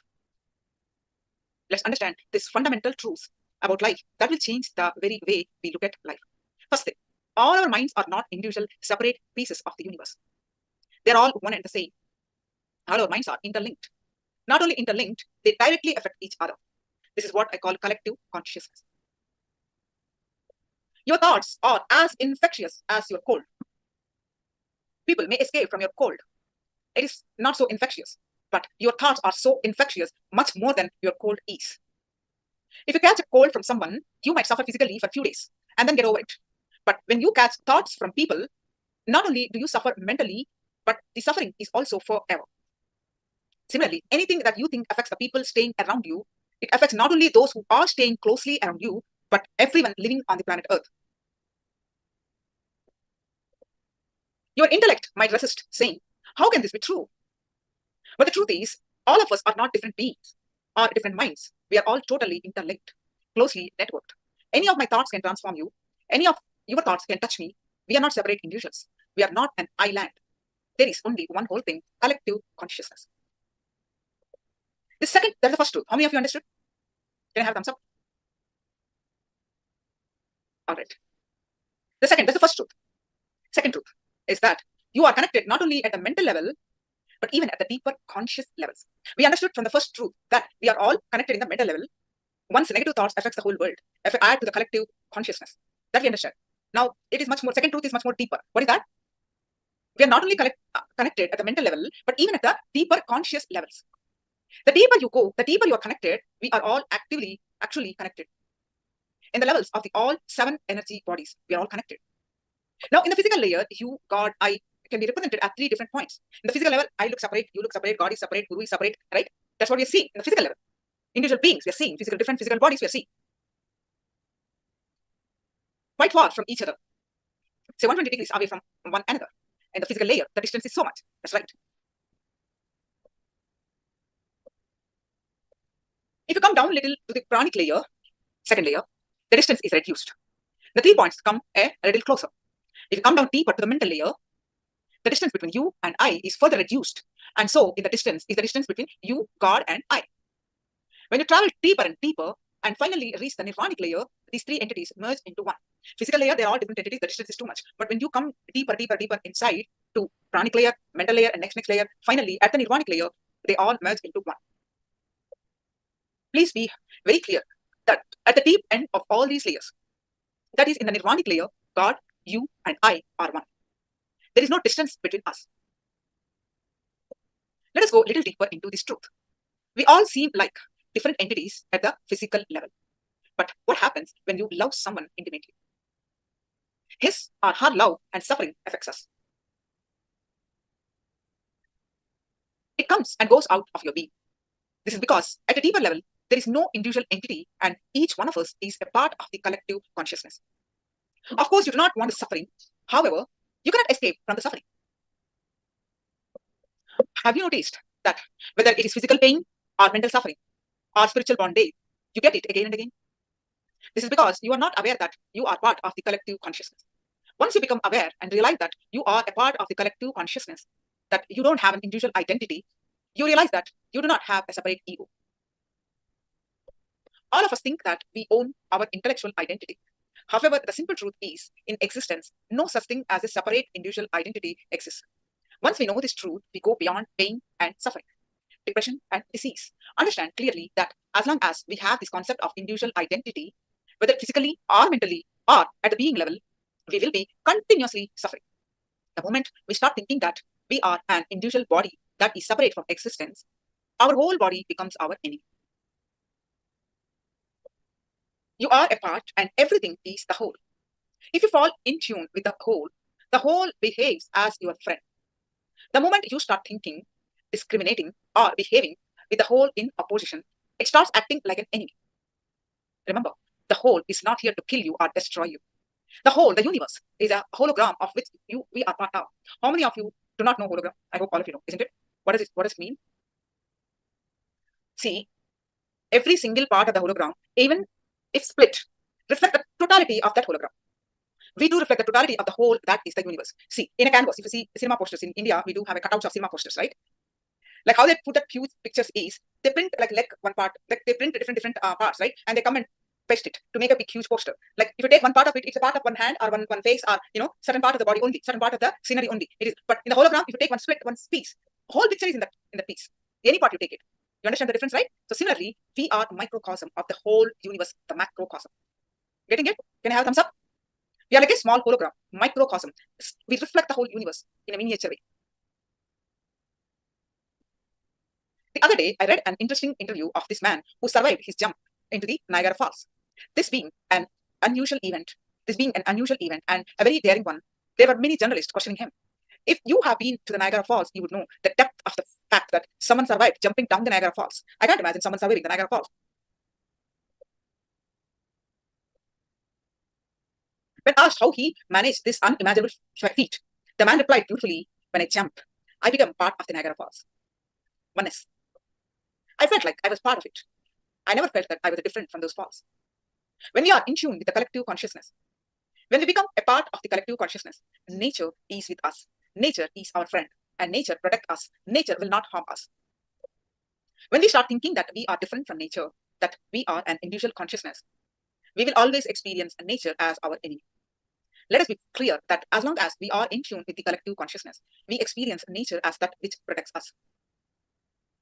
Wherever we want to achieve success, either in the societal or economic world, when we tune in with the whole crew, when we fall in tune with the collective consciousness, we will achieve what we want to achieve.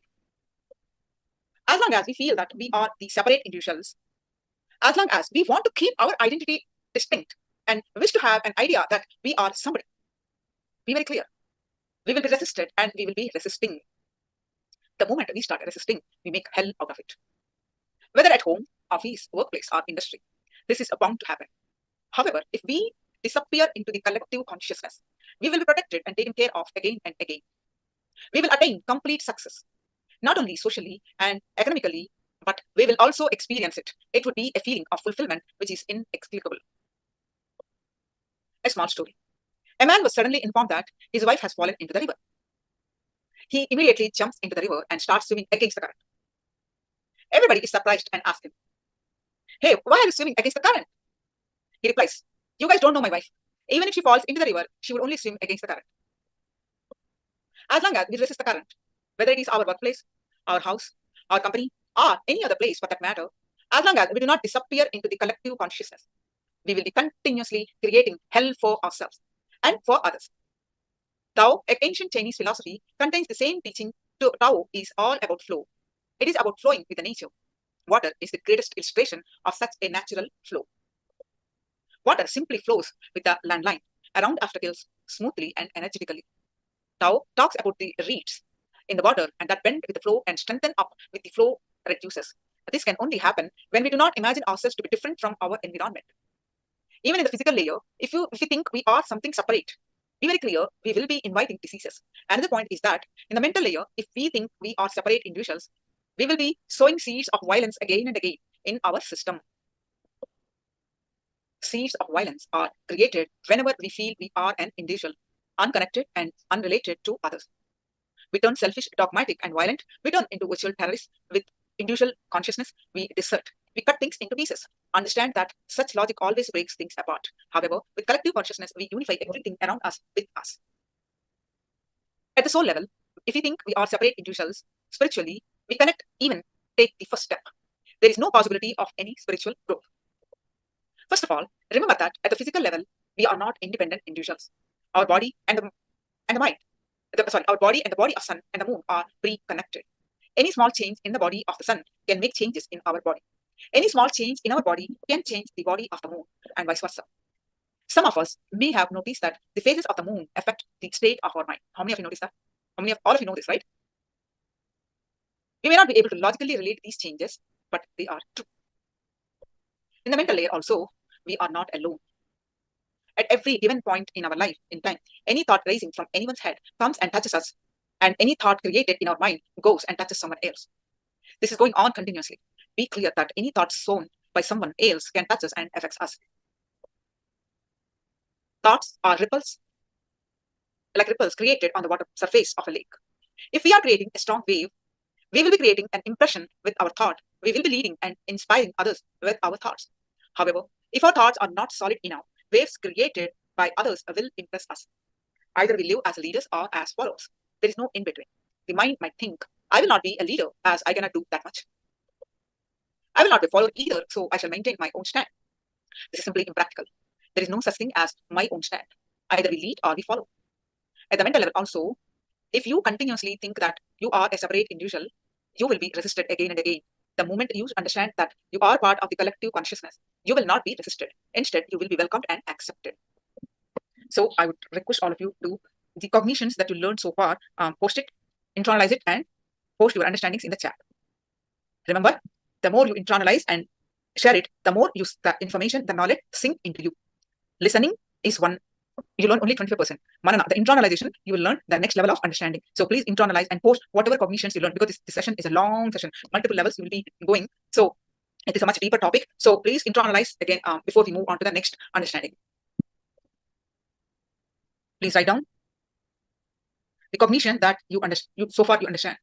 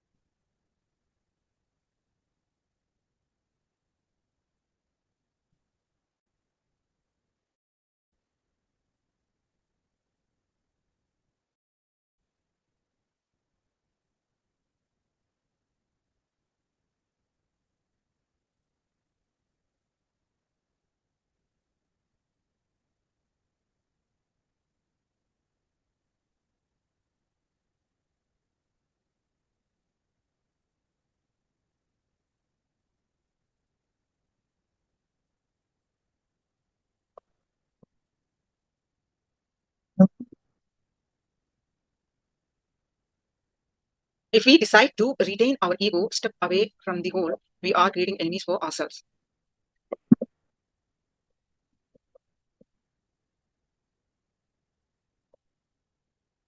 Others also, keep listening, keep listening. You internalize whatever you learned or understanding, internalize and express what you understand.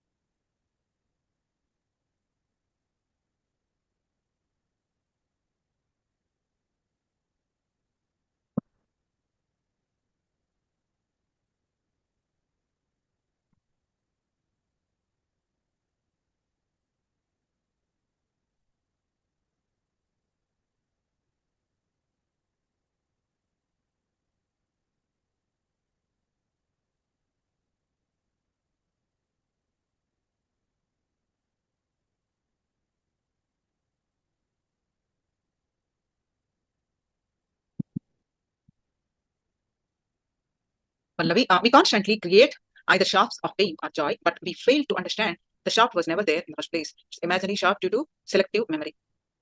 So Pallavi, you also post what we learned in this session about the collective consciousness, about the mental layer. What did you understand, ma?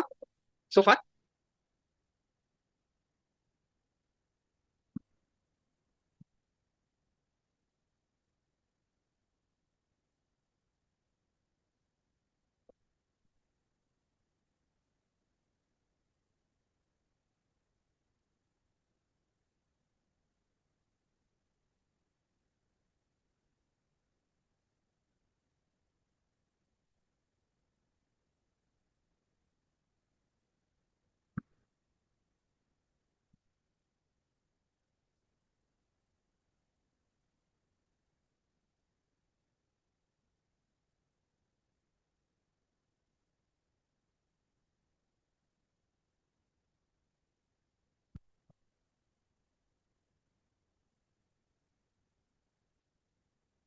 All right, so let's move on to further part. Pallavi, we should be always be in sync with collective consciousness, flow in oneness, and there will be no resistance. Wonderful. Yeah, our thoughts affects the not just only us, but the people around us. In fact, the whole universe. And much deeper level, we are all connected. From the physical layer, if you go deeper and deeper, like pranic, mental layer, and the distance is decreasing. At the nirvanic layer, there is no separation. We are all one, merged into one. Right? That's what we have learned so far. Now, we will do one power manifestation session. Please sit straight. Get your objects ready. We will be doing the one more round of the consciousness over matter power manifestation session. For those of you who are absolutely comfortable, you can bring two objects and hold the two objects in two hands and try to manifest, move the objects in front of both the hands. For those of you who are in the at two manifest, you can work with one object. So get two coconuts. If you do not have, just two fruits, round fruits. Please bring in, take a minute or two and bring in, get ready with the objects.